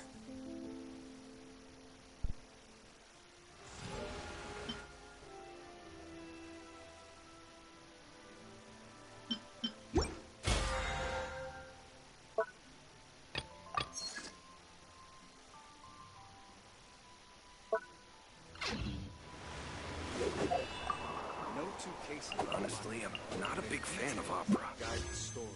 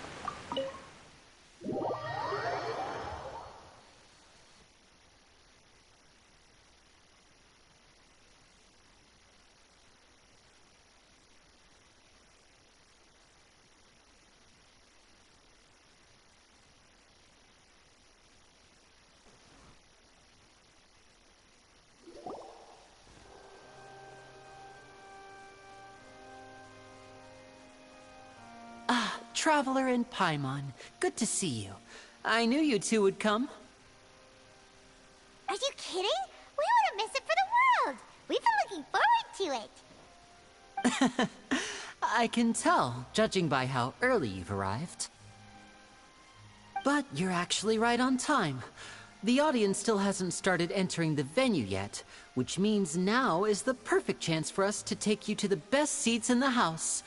Wait just a moment. I'll fetch the tickets.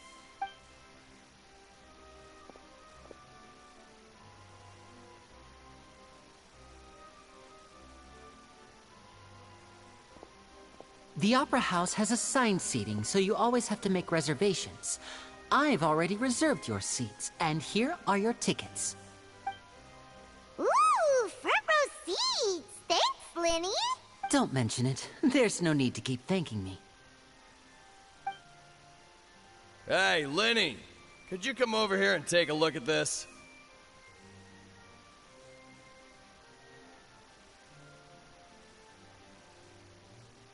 Oh, I'll be right there. Seems there's an issue with the stage props over there.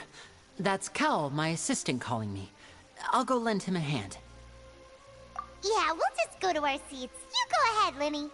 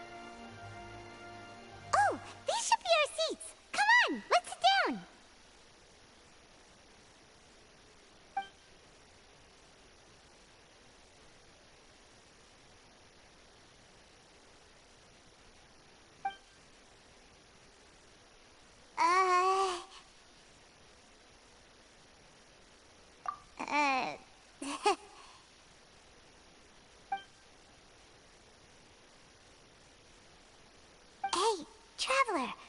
Maybe we should strike up a conversation with the person next to us. Since we're sitting together and the rest of the place is practically empty still, it's kinda awkward if we don't say anything. Oh, you little... Of course you put this on Paimon. Excuse me, I did not realize you felt awkward. I am terribly sorry. I would be perfectly happy to chat with you if that is what you would like.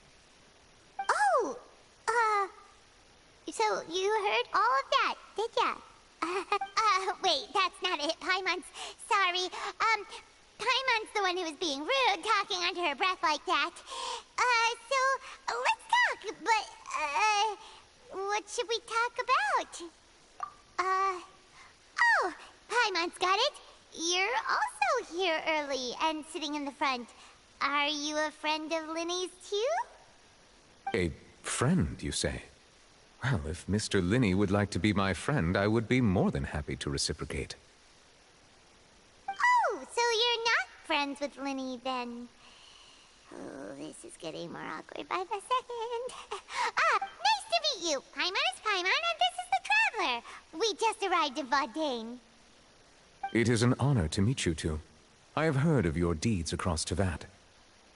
And as required by proper etiquette, I will also introduce myself. Oh, Monsieur Nervillet. What an honor it is to have you here to see my show. Ah, Mr. Linney. I should say it is in fact an honor for me to see your performance in person. Wait, Nervillet? Could he be... I saw you all chatting just now, but it seems you still don't know who Monsieur Nervillet is.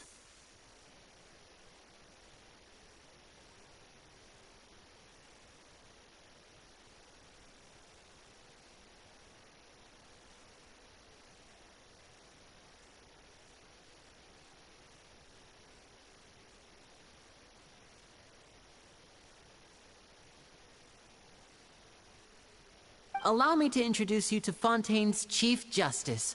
That seat is always reserved for him.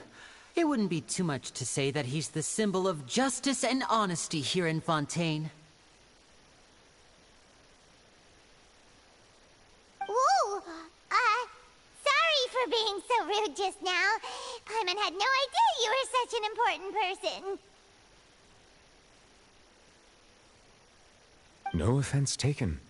Being Chief Justice is merely what I do for work. Nearly every person has their usual reserved seat, so I'm not so special, really. And by the way, I should probably let you know, even though I would prefer not to. There's someone sitting up there in the VIP seats that has been striking a pose for quite a while now. I believe she is trying to give you a most elegant and impressive first impression. So I think you should take notice of her sooner rather than later. Otherwise, she may become flustered.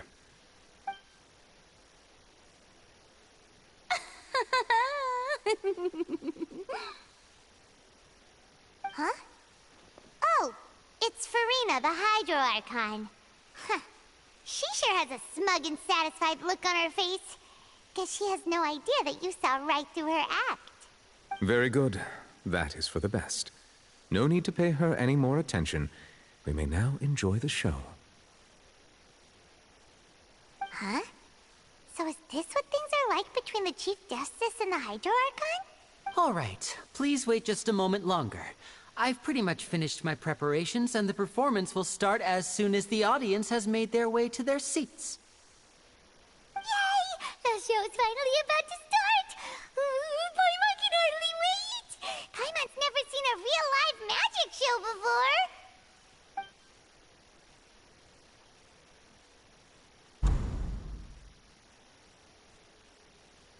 Ooh! They're dimming the lights! The show must be starting!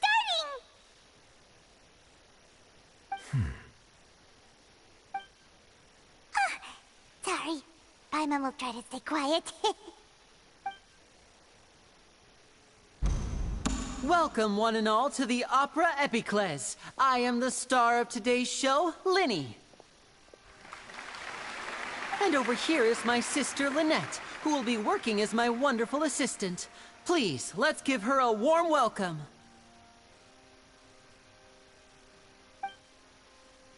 Hello, everyone.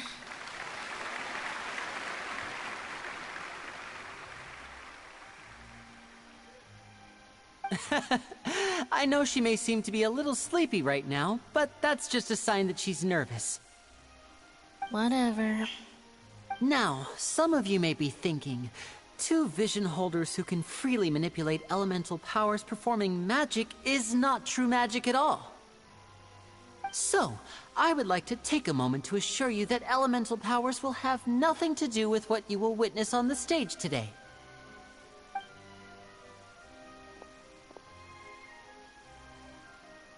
Both Lynette and myself have removed our visions for the show.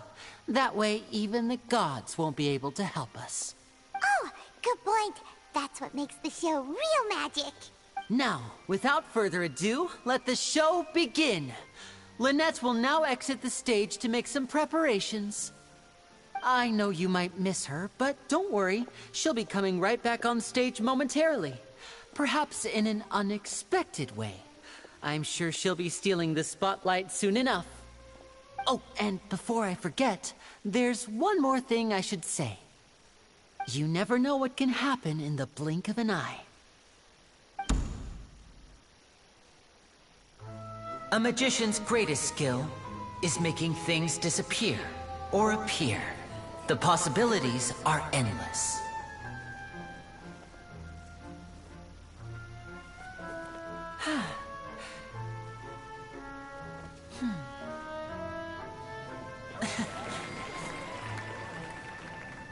Huh?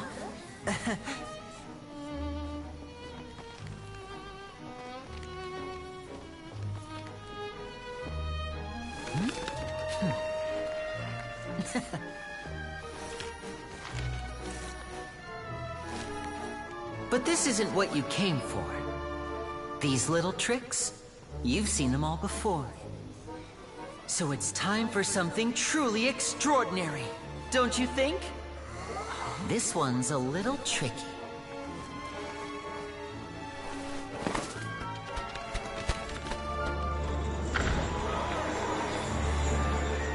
Using this water tank, I shall make my sister vanish completely, right before your very eyes.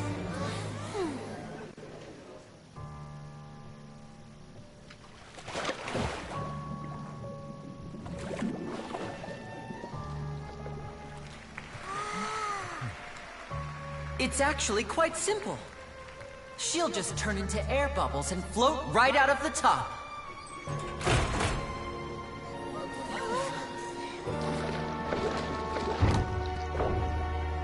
Oh no! I told them to check all the props carefully. With the lid on, even air can't escape. An amateur magician would be getting very nervous right around now. Luckily, it's me on stage, so let me show you what a true virtuoso can do.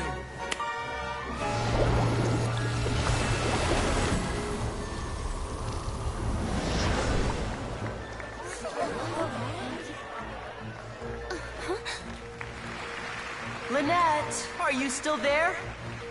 Don't go too far. We don't want to use up all our magic. Hi, I'm back. Uh-huh.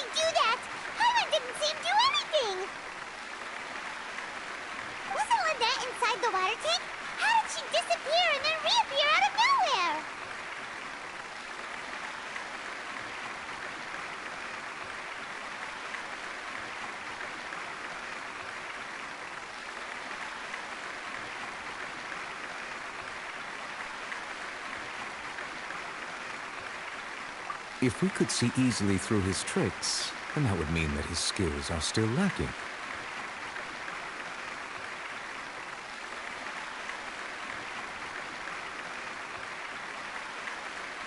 To appreciate magic, you should focus on the show happening on stage, rather than getting caught up in trying to see that which has been intentionally hidden.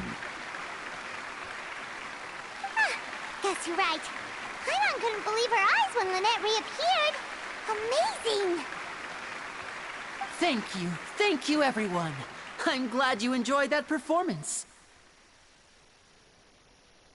But our magical journey has only just begun. I've prepared even more astonishing surprises for everyone here. The magic of transformation and disappearance can go far beyond what you've just seen.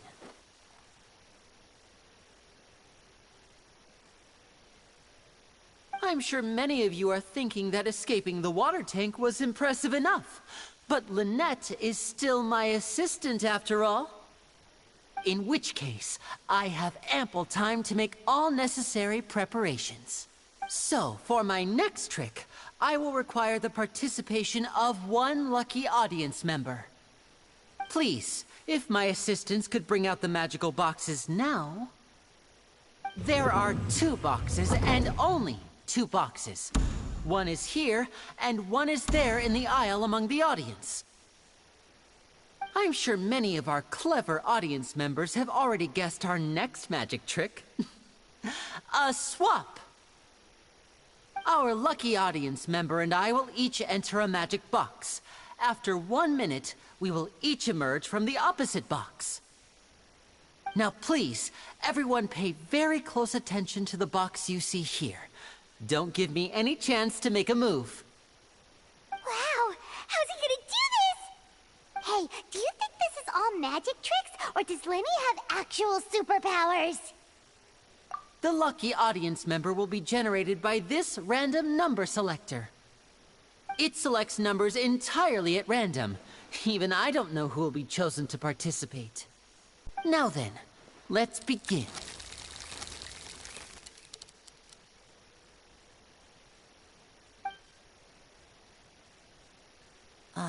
Let me see. Oh, row 7, seat 3. Congratulations! You now have the chance to experience magic firsthand for an entire minute. Please, come forward. My assistant will take you beside the magic box. I'm sorry, it might be a little cramped inside, but no need to feel nervous. We've carefully arranged everything for you to be as comfortable as possible. You don't need to do anything, but no matter what strange things may happen, don't come out of the box. If the magic is interrupted, who knows where you might end up? You might even find yourself in the Fortress of Meropide. Oh, okay. All right. Before I enter the magic box, there is one more thing I need to ask the audience to do. Could you all give me a countdown? Like this. 60, 59, 58. Just keep counting down. You can go a little faster or slower if you like. I won't be able to see anything in the pitch-black box, so I'll be relying on your voices to know when time is up. Oh, and no tricks now. If you quickly count from 60 in just 30 seconds, then I'll be in a tough spot. Ooh! Paimon kinda wants to count faster after hearing him say that!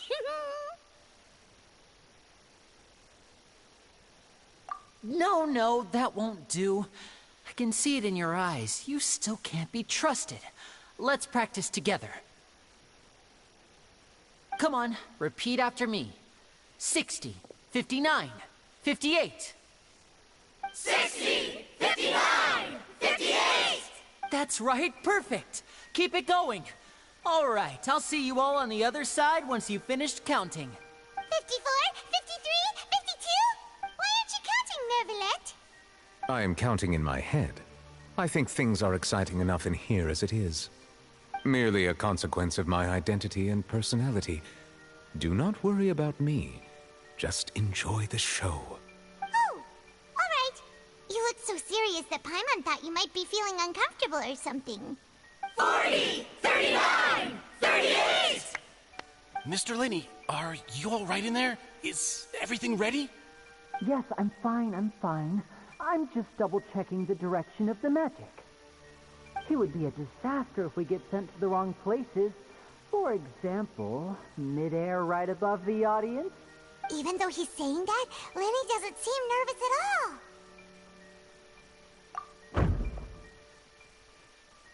Ah, what was that noise? Did you hear it too?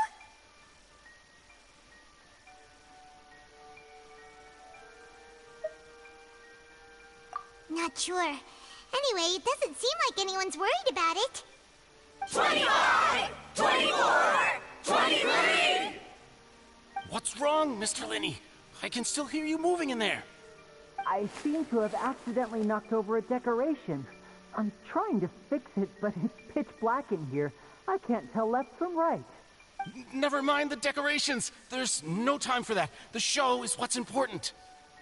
No, that's unacceptable. I want my show to be perfect. Don't worry, we still have 20 seconds. 19! 18! 17! It seems things aren't quite going as planned. I apologize, everyone. It feels like you're all starting to count faster, but that's all right. I know it can be tiring to do such a long countdown. 10 seconds and change is still plenty of time. 10! Almost there now. Whew. Swapping two people is harder work than you might think. Even a master magician like me can't guarantee I'll get it right the first time. Hey, wait! Is this the back one? I can't tell. They both look the same inside. Huh? Nope, that's not it. I'll try again. 7! Hey, slow down! Honestly! 5! 4! 3! Whoops! That doesn't count! 0!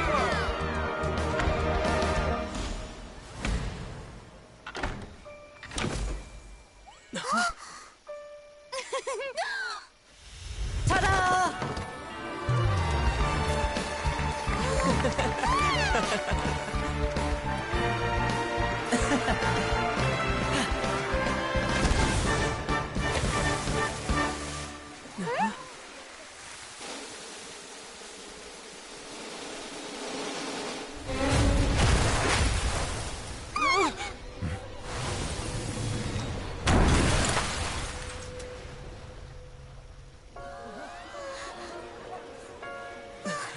What happened?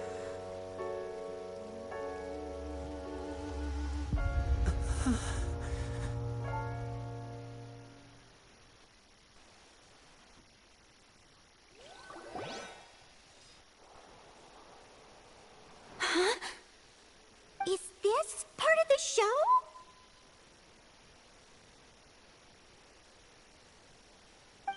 Mr. Linney, you're going to use magic to fix the stage now, right? What happened? Oh no. Maybe this isn't part of the show. The girl was still in that box, right? This performance is over. Medical staff with me. Guards, secure the scene and detain all the performers. Seal the exits. No one is allowed in or out at this time. Yes, that's right. If this was just an accident, then we must investigate the cause. But if this was all part of some scheme, then those accountable will not escape the judgment of the God of Justice. No need to be alarmed, you two. We'll get to the bottom of this soon enough.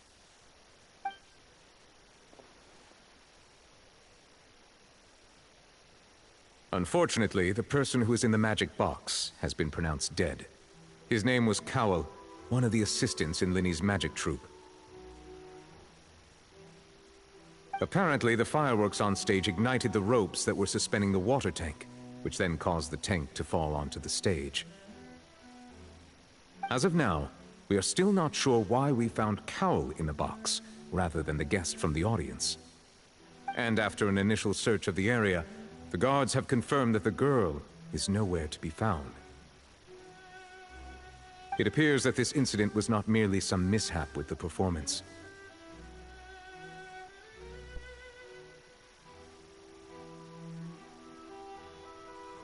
And there are many indications that it is connected with the case of the serial disappearances of young women.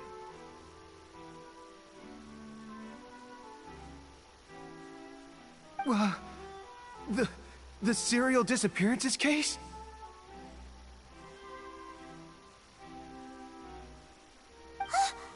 That's the case that Charlotte mentioned before!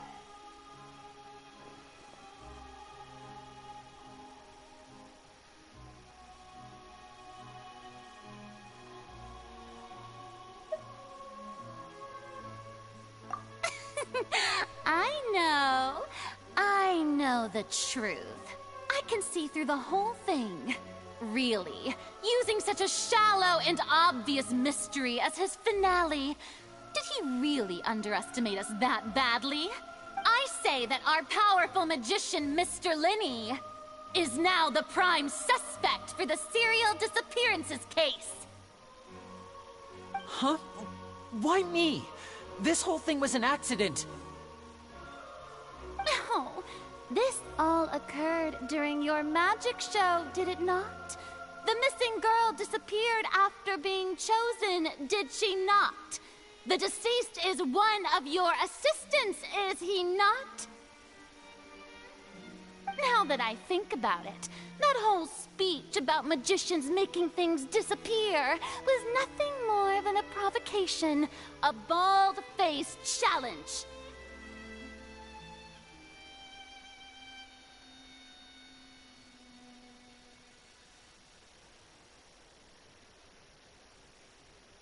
That can't be right! How can Linney do this? He was in the box on the stage the entire time! We can even hear his voice! Besides, before the show, he told us that he would like to catch the criminal behind the disappearances! He couldn't possibly mean catching himself!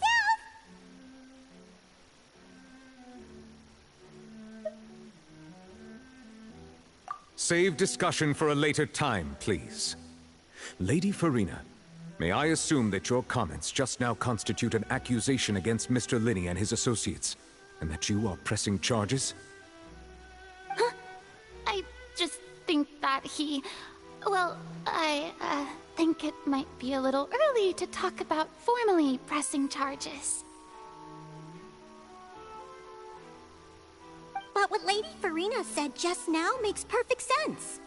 Looks like she's gonna personally deliver justice. A kidnapping and murder carried out under the cover of a magic show. Lady Farina said it all. I mean, of course, my dear people. But what excites me even more than the obvious truth before our eyes is the opponent I'll be facing. That's right. I mean you, Traveler. You'll support Linney, won't you? After all, he was the one who helped you the first time we met.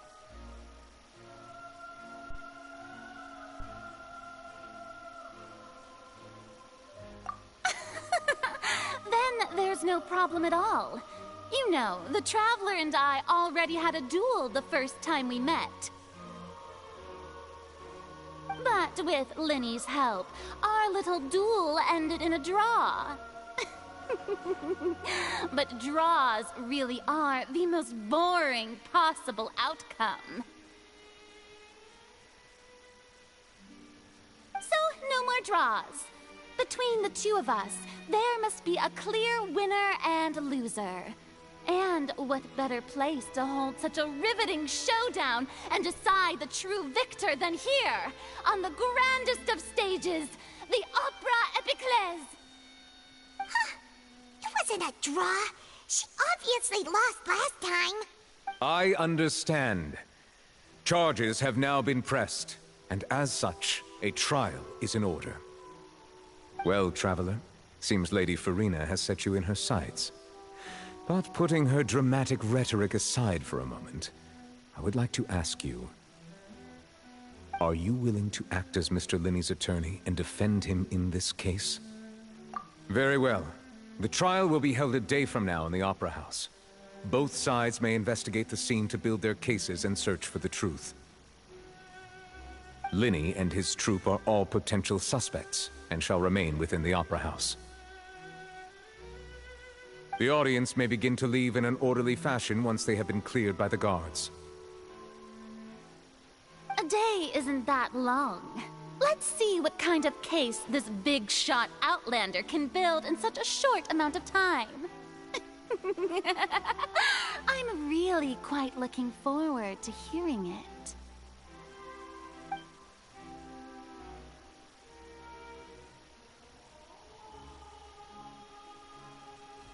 Linny! Sorry about everything that happened just now. Were you frightened? Of course! Who wouldn't be scared after witnessing an accident like that? Yeah, I'm a little shaken up myself. How could this happen? And poor Cal. I know you already claimed that you would defend me, but now it's just us talking. Tell me, do you think I could possibly be the murderer? Good to hear. Thank you so much for trusting me.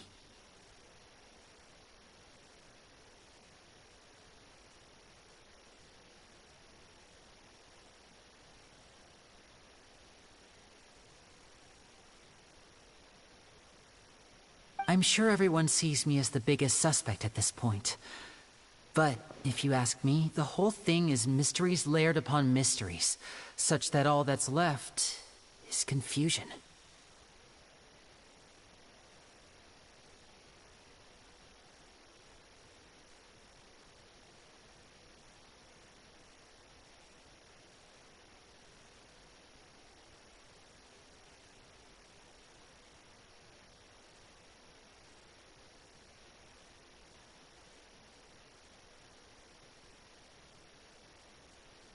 I don't know whether what happened there on the stage was purely an accident or not. And I don't know why poor Cal was in the box. As for how that girl chosen from the audience could suddenly disappear, I'm afraid I don't have any answers either. If someone tampered with my performance, then we need to figure out what they did. Even a skilled and knowledgeable magician like myself couldn't pull all that off in just 1 minute.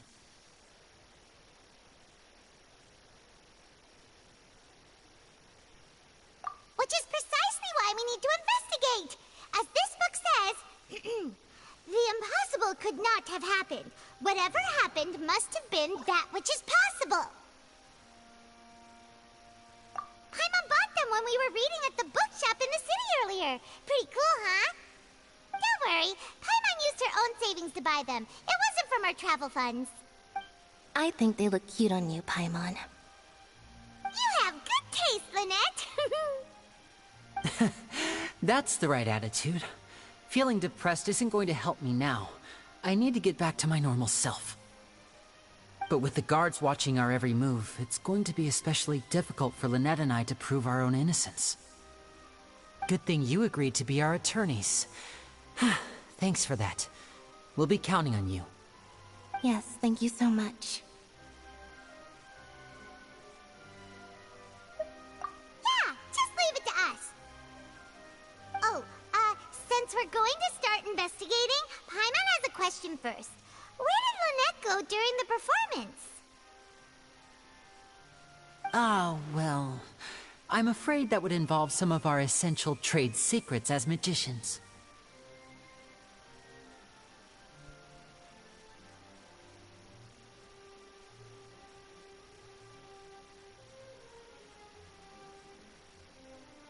The secrets behind our magic are past saving, Linny. I suppose you're right. The truth behind our tricks is going to be important evidence that will be weighted during the trial. 'Tis truly a pity. As a magician, our magic show is a work of art. We've poured countless hours and spared no effort in perfecting it. But if revealing our secrets will help you uncover the truth behind what happened, then it will be well worth it. We should go somewhere else if we're going to discuss our magic tricks. We'll go speak with the guards, and in the meantime, you can go investigate the stage and the seating areas. investigation teams are still here. Detective Paimon is on the case!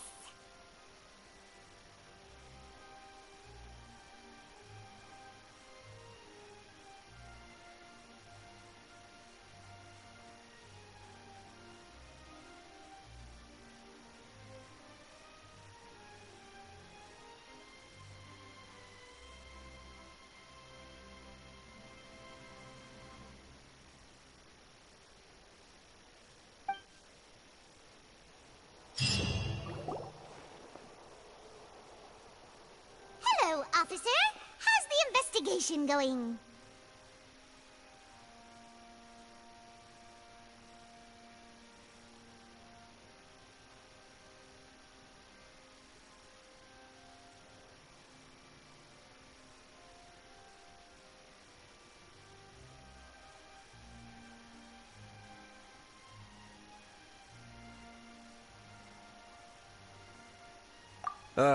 I see. You must be the traveler that Lady Farina mentioned. Listen, I'll be perfectly honest with you. I'd avoid getting mixed up in this whirlpool of a mess if I were you. Huh? What do you mean? Come with me and you'll see. The deceased is one of Linny's assistants, named Cowell. Even though he hadn't joined the troop long, he was hardworking and everyone generally liked him. The assistants are usually in charge of setting up and inspecting the props, as well as assisting with the show and keeping the crowd engaged. As you probably saw when you were in the audience, the water tank suddenly fell and smashed the box with Cowell inside it. This is the real mystery. We've already searched the scene and were unable to find any traces of the girl. However, if you look carefully, the box was positioned directly under the water tank. The ropes holding the tank were then burned by the pyrotechnics on stage, causing them to snap. All these factors lining up so perfectly makes it hard to see this as a mere accident. If anything, the more logical explanation is that the whole incident was intentionally planned, and Linny is the most likely person to have access to all these areas. But he doesn't have a motive! Are you both good friends of his? Well, you can't say we're good friends, but we've known each other for a little while. So in just a short time, he was not only able to win your trust, but even convince you to act as his attorneys. I know there's no such thing as magic. The real trick of a magician is holding the audience in the palm of their hand.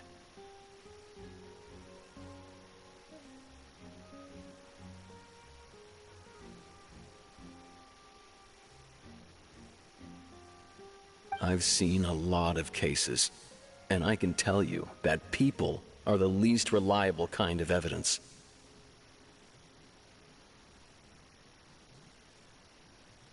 Sorry, I tend to be pretty straightforward. Just know that I'm warning you for your own good. Anyway, you may investigate the scene of the crime yourselves if you're curious. Who knows, maybe you'll be able to come up with some new evidence.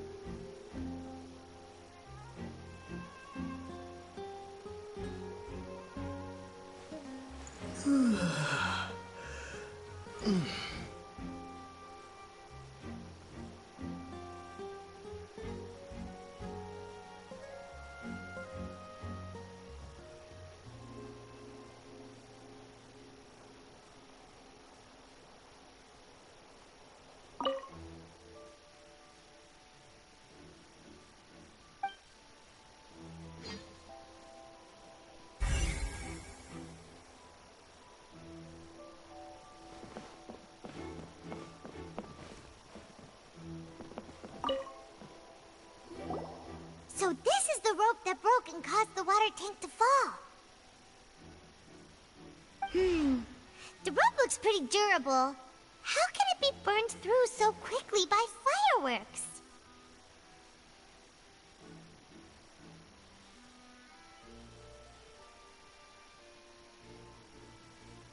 Why are you suddenly so serious, Traveler?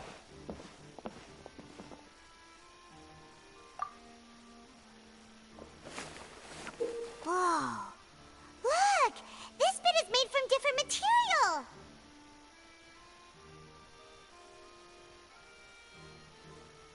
Most of it was burned away, but there's still a little bit of it left.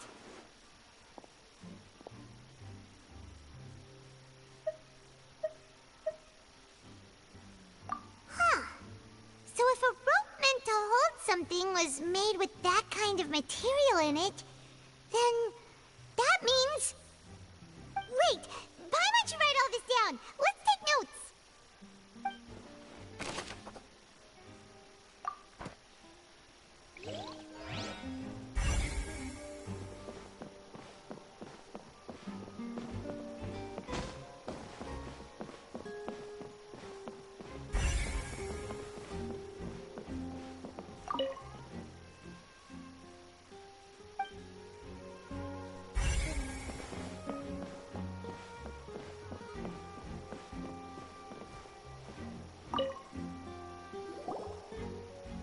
The investigation team has some new findings. Turns out there's an issue with the random number selector after all. See, I told you. What if the machine picked some big guy's seat? You think the murderer would have still made his move then? Sorry to interrupt, but we're helping Linny and Lynette with their side of the investigation. What were you saying about the number selector? You're trying to help them? That'll be a tall order. Linny used the machine to pick a random member of the audience during his performance, right? The lucky girl that later disappeared. Well, we thought there might be a serious problem with the machine, so we had it taken away for further inspection. It turns out that the seat number it picked wasn't random at all. The machine picks that same number every time. I'm sure you already know that you have to make a reservation in advance to get a seat, regardless of whether it's a trial or some performance. In other words, Linny knew who would be sitting where from the very beginning. That much checks out. Linny reserved our seats for us, too. Bet you see why I was saying it'd be tough to make a case for Linny.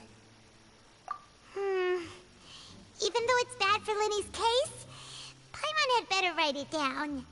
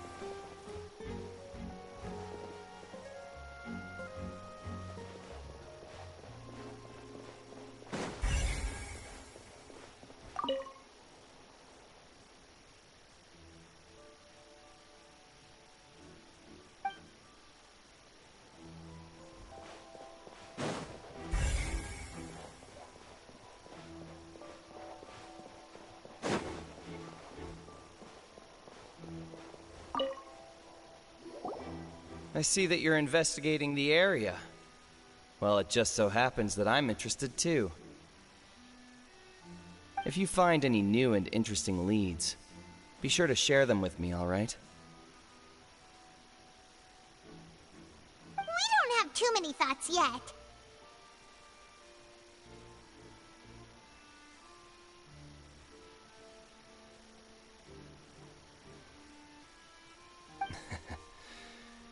Then why don't I tell you my hypothesis first? The way I see it. The thud? Oh, you mean the sound that happened during the countdown? Yes, exactly. It wasn't terribly loud, but I suspect that most people heard it.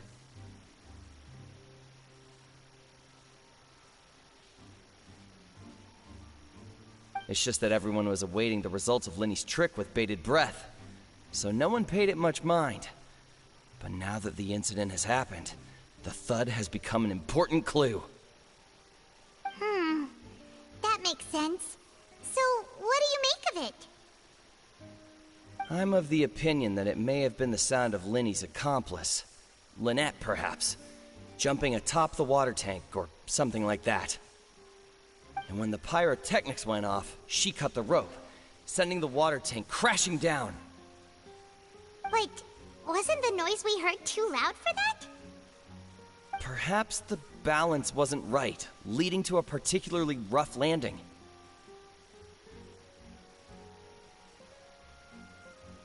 Oh, that's true. I suppose I must reconsider. That does remind Paimon, though. What was with that sound?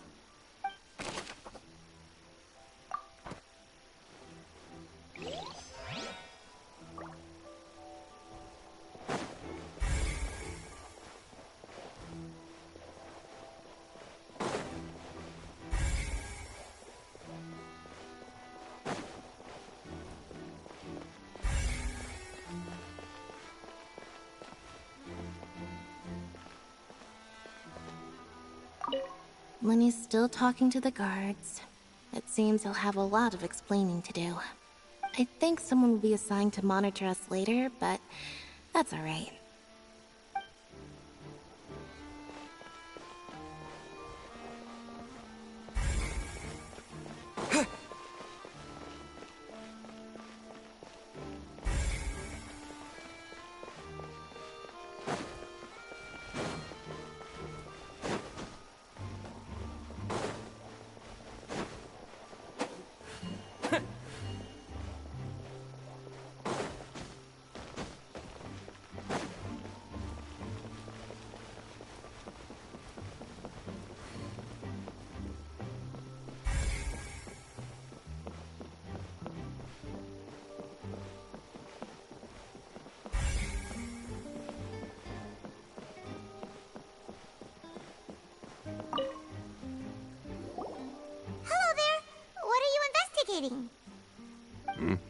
Oh, this location has also been cordoned off because the Magic Troop members are currently considered prime suspects.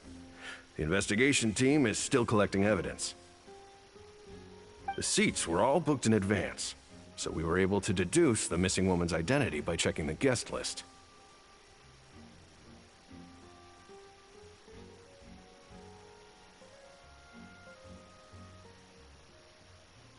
Sure, it's not like this is confidential information.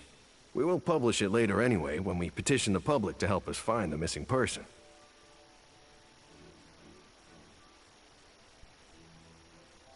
Her name is Halsey. She's a painter from Fontain who's made a bit of a name for herself. Apparently, she wasn't a regular at the Opera House, but she'd been feeling some pressure with her work lately, which made her decide to come see the magic show. The Magic Troop members all claim not to know her. We have looked into her social connections. It seems that she has no personal group. Simply put, she wasn't related to the Magic Troop at all, which matches the features of the previous serial disappearances. Were the victims of previous cases also chosen at random?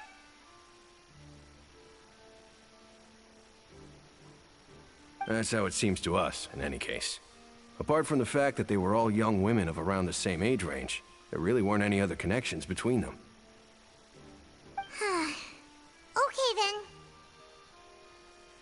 No need to be so formal. If you do happen to see the missing girl, please be sure to contact us. It is of utmost importance that we get to the bottom of these disappearances.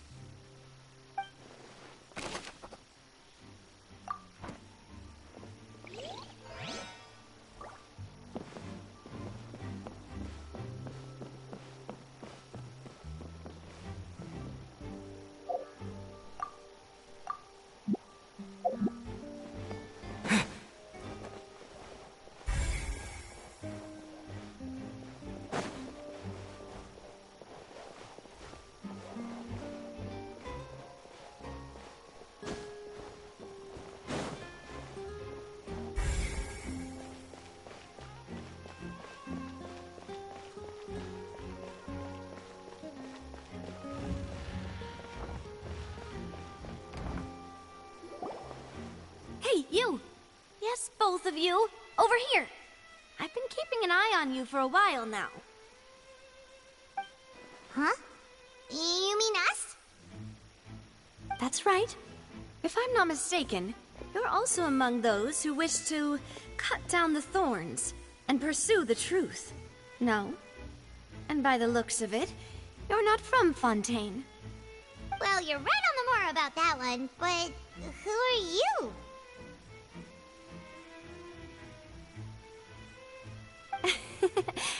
Have you never heard of the Spina di Rosula?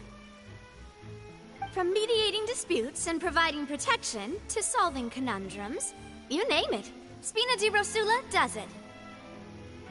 And I, Navia, have the honor of being its renowned president. Though those who play by our rules call me boss. I'm Silver, her attendant. Pleased to meet you.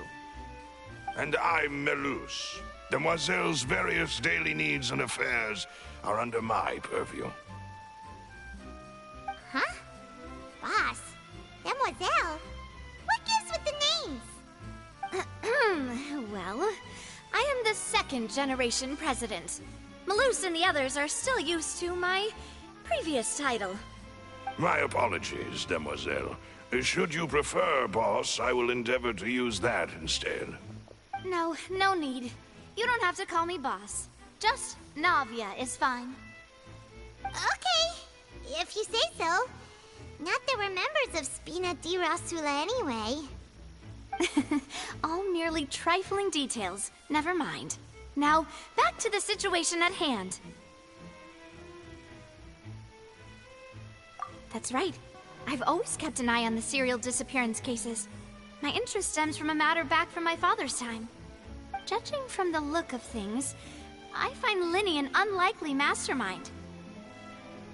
Really? We think so too! That's why we're looking for clues now. But how did you come to that conclusion? Intuition, naturally. My unparalleled intuition. Farina sure was quick to point the finger at Lyney without any decisive evidence whatsoever, wasn't she? But that's not uncommon for her. If you remember, the Justice had to interrupt her and ask if she was pressing charges just to keep her from getting carried away. Anyway, a trial begins the moment someone levels charges. And, of course, there was no way Farina was going to back down in that situation. Sounds more like you just don't trust the Hydro Archon. Well, what's your opinion?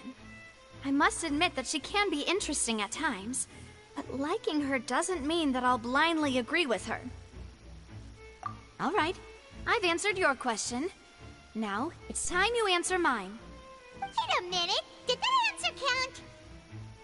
Well, I say it does. But don't worry, you won't hear any pointless questions from me. In your opinion, do you think it's right to treat a trial like it's an opera? Well? And why would that be?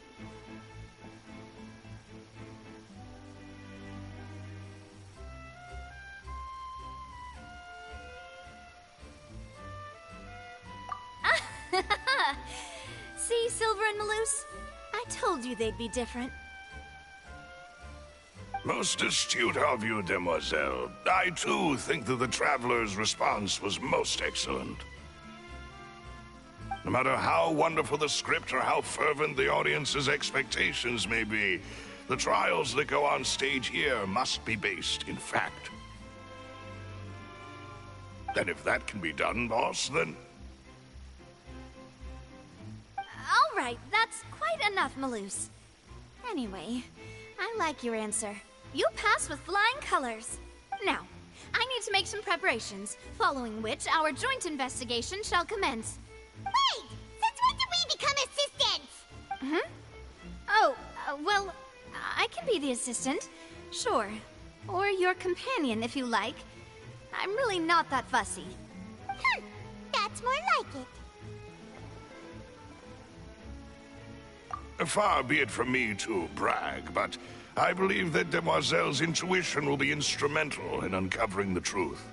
You wish to save a friend from false accusations, and we wish to unravel the disappearances. In this sense, our goals are aligned.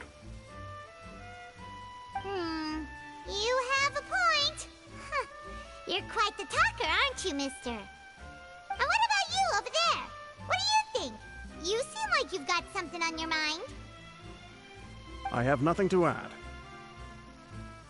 Oh, alrighty then. We'll be making some preparations first. Just be sure to let us know if they start revealing Lenny's tricks. Thanks!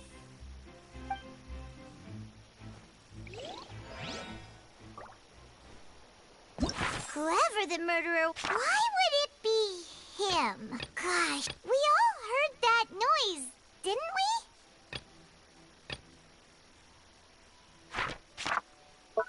This rope, people needed to register and reserve a seat for the show. That, combined with this number selector, could allow you to pick a young lady instead of some old fogey.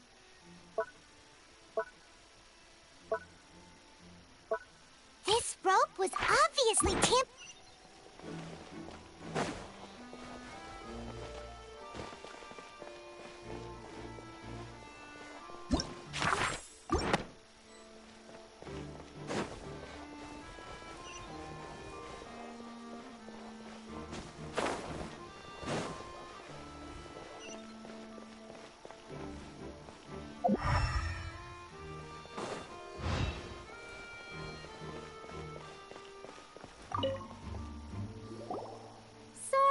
But no one can freely enter or exit the Opera House at the moment. If you wish to leave, you must register your identity with us first. No, we're not leaving. We're representing Linny and Lynette as attorneys, so we're investigating the case. Were you always guarding this entrance? Yes. After the Chief Justice gave the order, everyone coming in or out must undergo a strict inspection. So, the missing girl couldn't have left from here. At least, not from that point on. I doubt there was much opportunity then, either. How can you be so sure, Well, because I was in charge of security near the entrance at that time. I couldn't see Linny's performance from here, which was quite a shame. Just my luck. But still, I did not abandon my post. And I stayed put no matter how loud the applause was. If someone had so much as even approached the door, I would have noticed it, let alone if they had tried to leave. We Melazines are good at that sort of thing, you know. So, it's safe to say the girl couldn't have left through here. All right, thank you for your help. This will be useful info.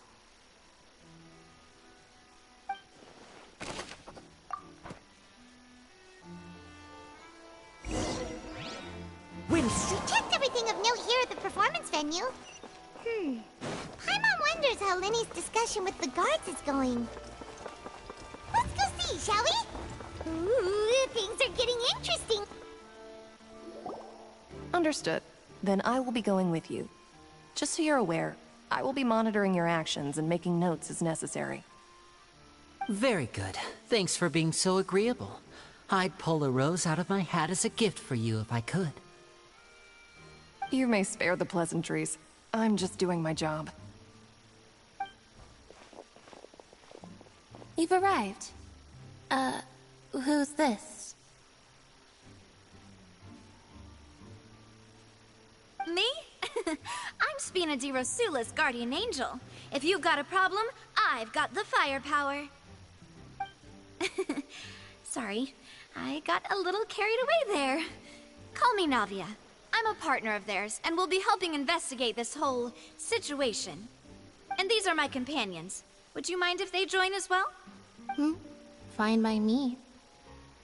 Oh, new helpers? I would be most grateful. Well, let's just say we're tagging along. It's not every day you get to see the secrets behind magic performed on such a large scale. I appreciate your kind interest. Come with me. We'll be heading below stage.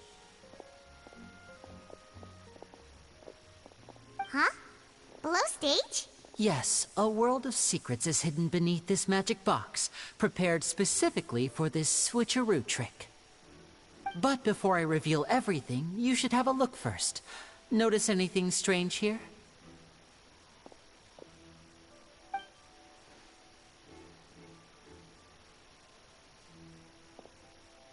I'm not trying to be dramatic. Remembering the details of a trick will help you understand the methods used to perform it more easily. Huh. Weren't there balloons and other decorations here? Ah, good eye. That said, you're still far from discovering the answer. The back? You mean the inside of the door? Very good indeed. I thought you might not be able to catch that, given that you were sitting in the first row. The back of this door was patterned. Those patterns are now gone, replaced by a smooth wooden board. So, if you put 2 and 2 together, what do you get?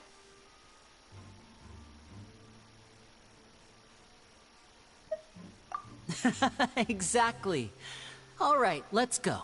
I'll tell you how it works as we head down.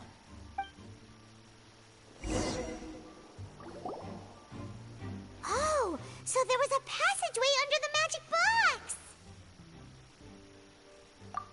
box! I knew you'd figure out most of it as soon as you saw this place. The 2 magic boxes are positioned right above the 2 entrances of the tunnel. See this flatbed trolley? The box with the lucky audience member in it would be shuttled over to the other side using the trolley. This trolley can raise and lower and even rotate, ensuring that the box will face in the right direction. I see.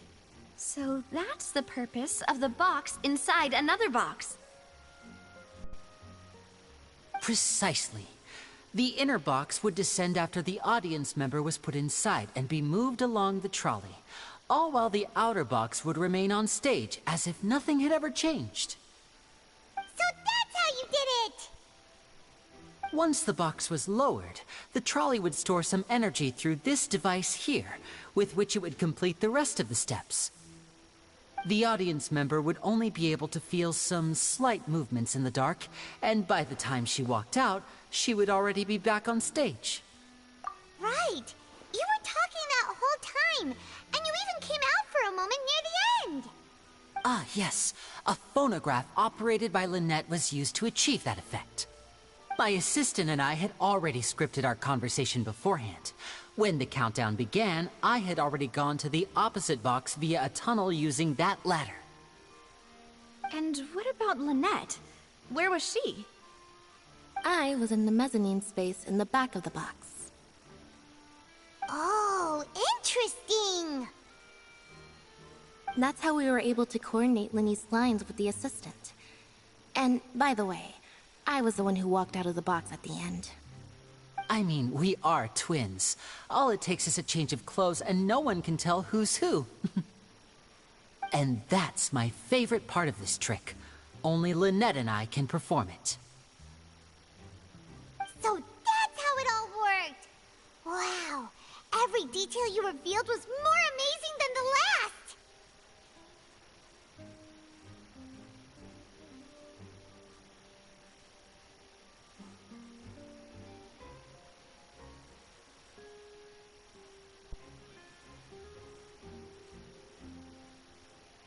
Lynette would briefly walk out of the box and then go back in, jumping into the tunnel and escaping before the box on the trolley could finish ascending.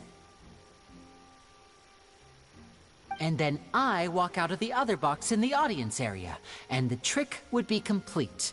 The operative word here being would. But as you saw, Cal was in the box, not our audience member. She, on the other hand, mysteriously vanished. We really don't know how that happened. If not for that interlude, this would have been an astonishing trick. I probably never would have figured out how you pulled it off. And yet, to think that someone was able to use this magic trick to commit a crime. Could we have a look around?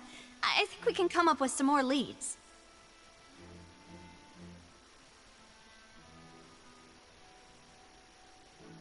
This is the scene of the crime, so Linny and Lynette are not permitted to stay here. I'll escort them back up. Yes, of course. No need to be so strict now. I won't disappear into thin air, you know. Thanks, everyone. We're counting on you.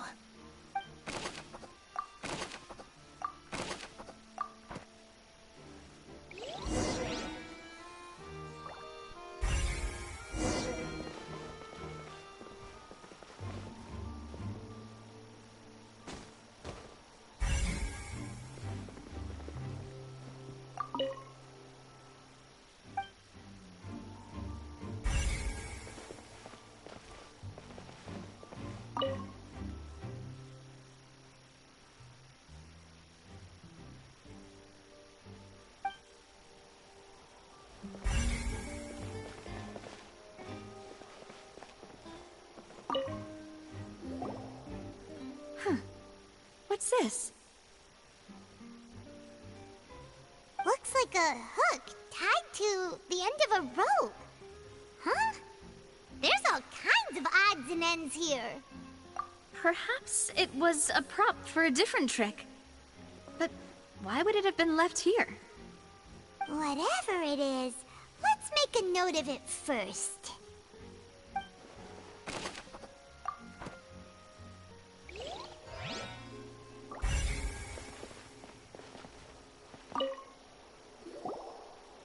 The floor is wet. Please be careful not to slip. Speaking of which, why would there be water here? Oh, Paimon knows! It's one of those tricks where you pour water into a jug and then flip the jug over only for the water to disappear?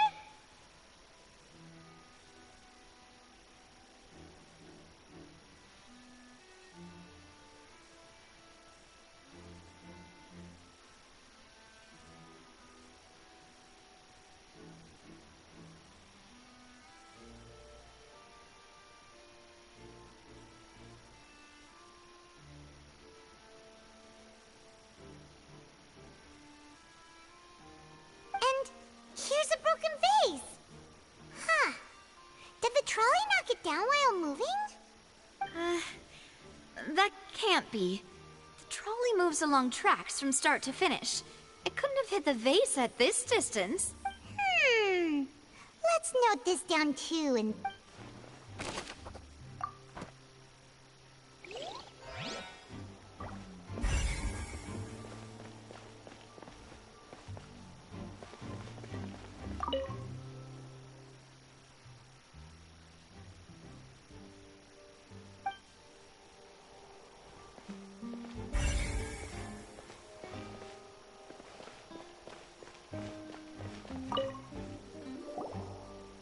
Oh, these are the clothes that the lady chosen from the audience was wearing, right? Her clothes are here, but she's nowhere to be found.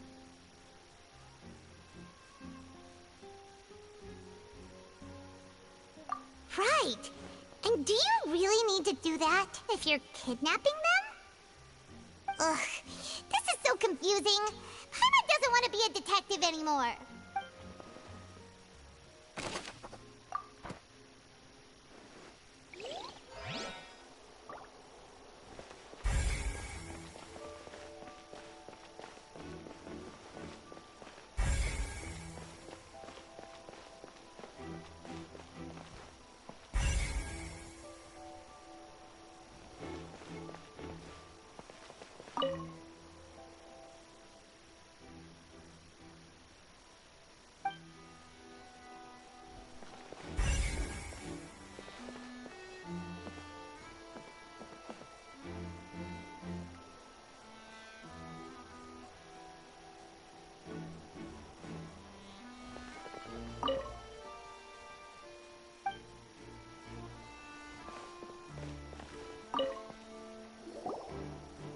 What is this place? It seems someone could fit through here. Huh. Could this have been the suspect's escape route? Alone, perhaps. But if they had to pull another person with them, the space would be too narrow. But there are no other ways in or out of here.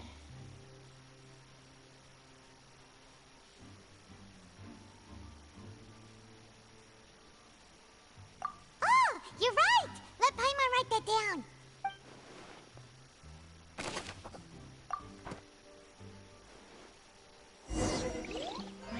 Seems we're just about done investigating down here. Yes. Let's head back up.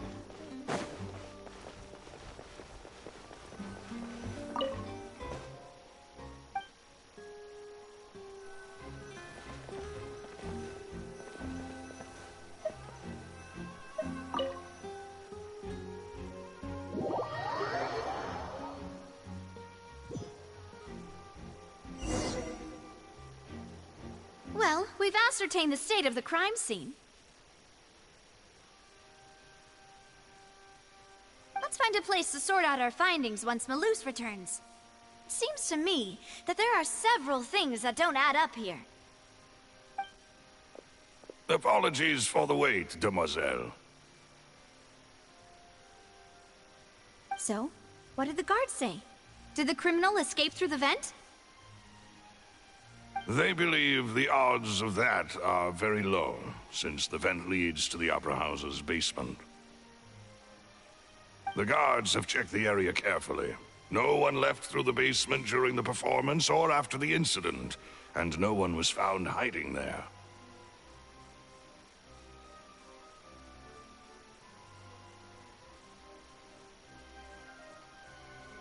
So the tunnels become like a secret chamber then! You know, like the kind you usually see in novels! The plot thickens. Halsey's disappearance and Cowell's death are both quite inexplicable.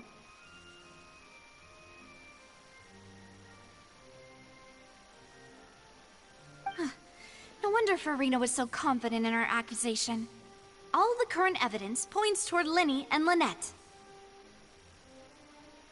In other words, the charges are very likely to be upheld unless we make some considerable progress.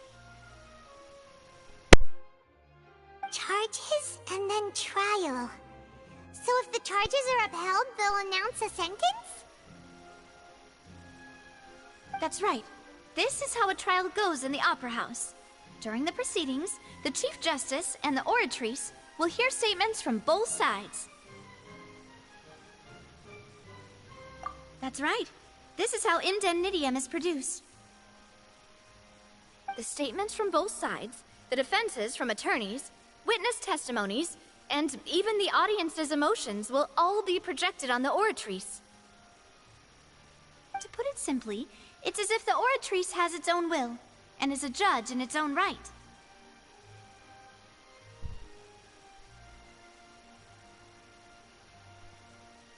This also precludes any kind of favoritism on the part of the Chief Justice.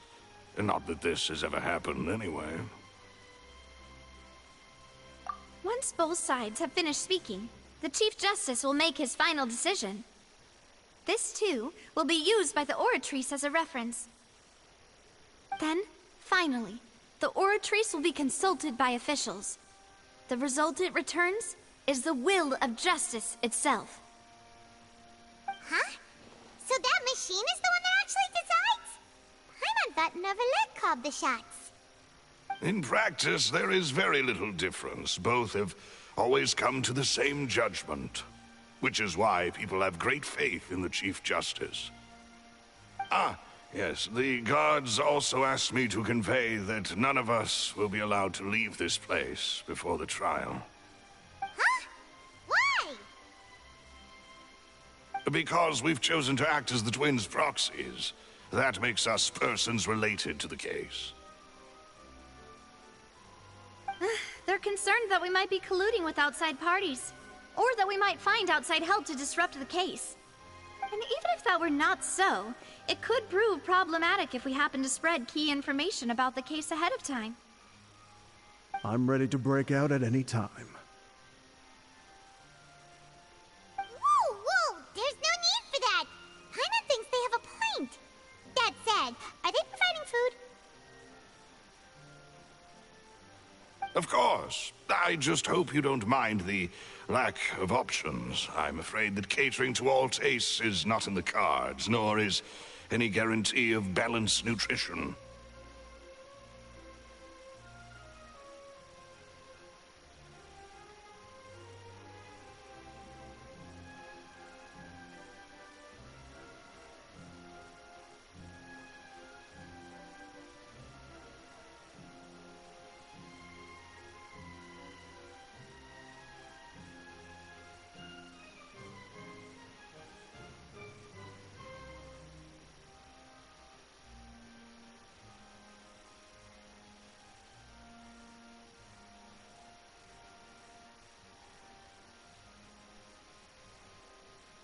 In that case, let's just sort out our findings together here. Pity. I was hoping to take you to try some of Fontaine's famous desserts, too. I mean, what better way to properly think through our findings than over some tea and sweets? Huh.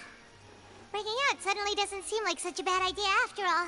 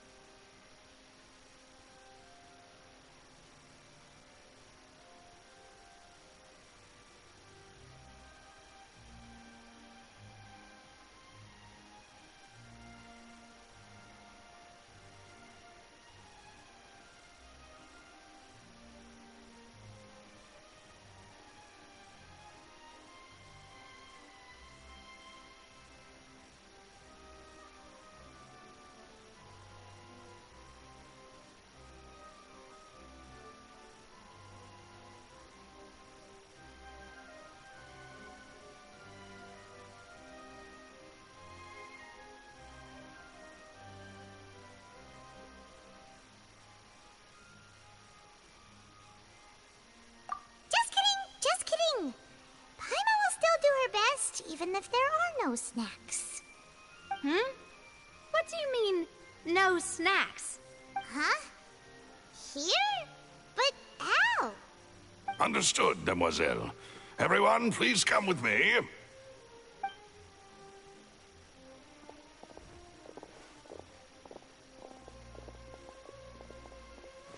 Wait, you're carrying a portable stove with you? Yes, I must be prepared to meet the Demoiselle's baking needs whenever the fancy strikes her. I have eggs, sugar, and almonds at the ready. Good work, you two. Then I'll get to it. Please sit tight for a moment. You'll get to taste my awesome snack soon enough. These three are quite the interesting group.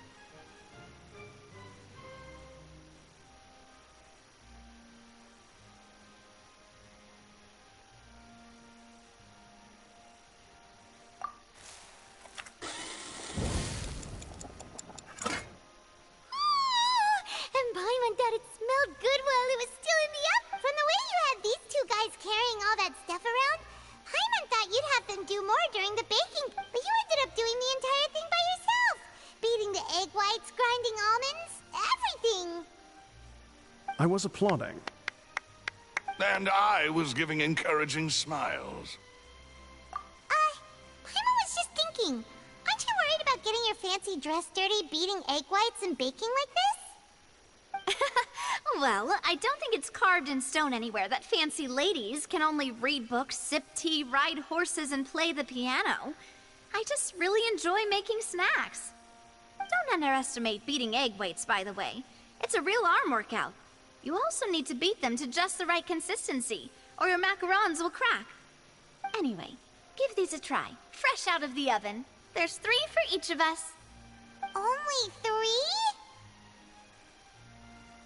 Well, eating too many sweet treats might send all that sugar to your head. You wouldn't be able to think clearly about the case on a sugar rush, would you? Tea is ready to be served as well.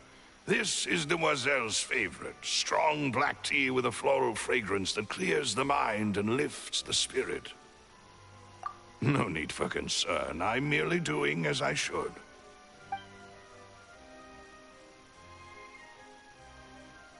All right then. Down to business. As Paimon mentioned previously, the tunnel seems to be something of a secret chamber. However, we can assume that Lyney and Lynette were not alone within it. Some criminal also occupied its sealed confines. The magician twins could have committed the crimes, of course, but they lack any logical motive. Exactly! Why would they do such a thing right when everyone was watching?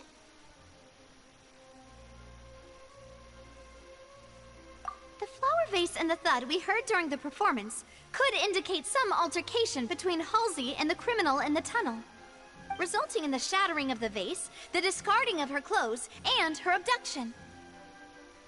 Perhaps the criminal thought that since she was chosen from the crowd, she would be too easy to identify if she was still wearing the same clothes.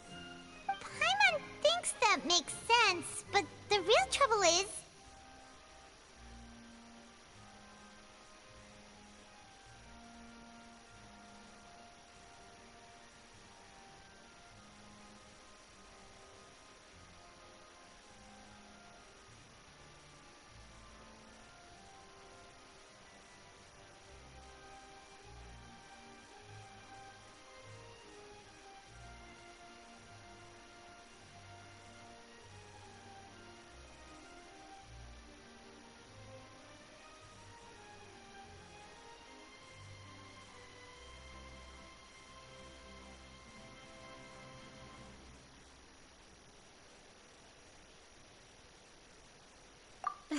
True.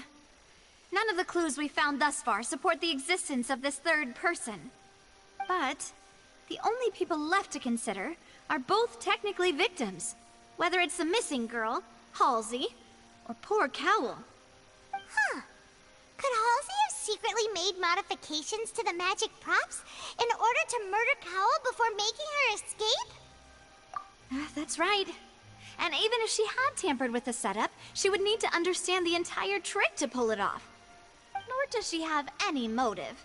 The guards said that she has never had any dealings with the Magic Troop's members. Were we not thorough enough in our search? From the sound of things, this is turning into an impossible case. Your macarons are amazing though, Navia. They smell great! They're nice and crisp and super sweet! They are my specialty, after all. What? 5? Oh, that can't be right.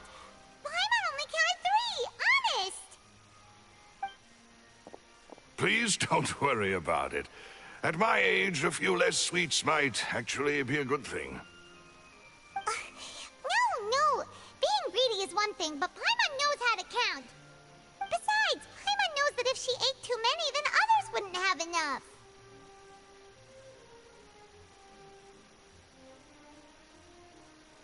Wait, even you don't believe Paimon? How could you? If Paimon ate those 2 extra macarons, then may they turn into stone in her stomach!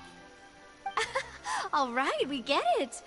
Well, I suppose one of us might have gotten too engrossed in our chat and eaten them by mistake. No big deal. Malus, set up the stove again if you would. Huh? What are you doing? Making sure everyone gets 3 macarons, of course? Exactly. We don't want to trouble you. As you wish, demoiselle. And I have the egg, sugar, and almonds.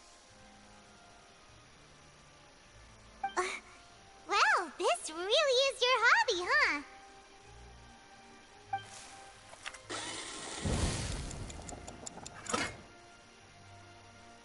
Well, that's it for snack time. I'm going to have another look around the area. I don't know what we're looking for yet, but we've still got some time. As attorneys, I suggest the 2 of you think the case over again. It would be awkward if you got all tongue-tied on stage during the trial. All right, thanks for your help, and for the snacks. It was nothing. A small task for the Spina di Rosula. Silver, Malus, it's time to go. I'll be back if I find anything new.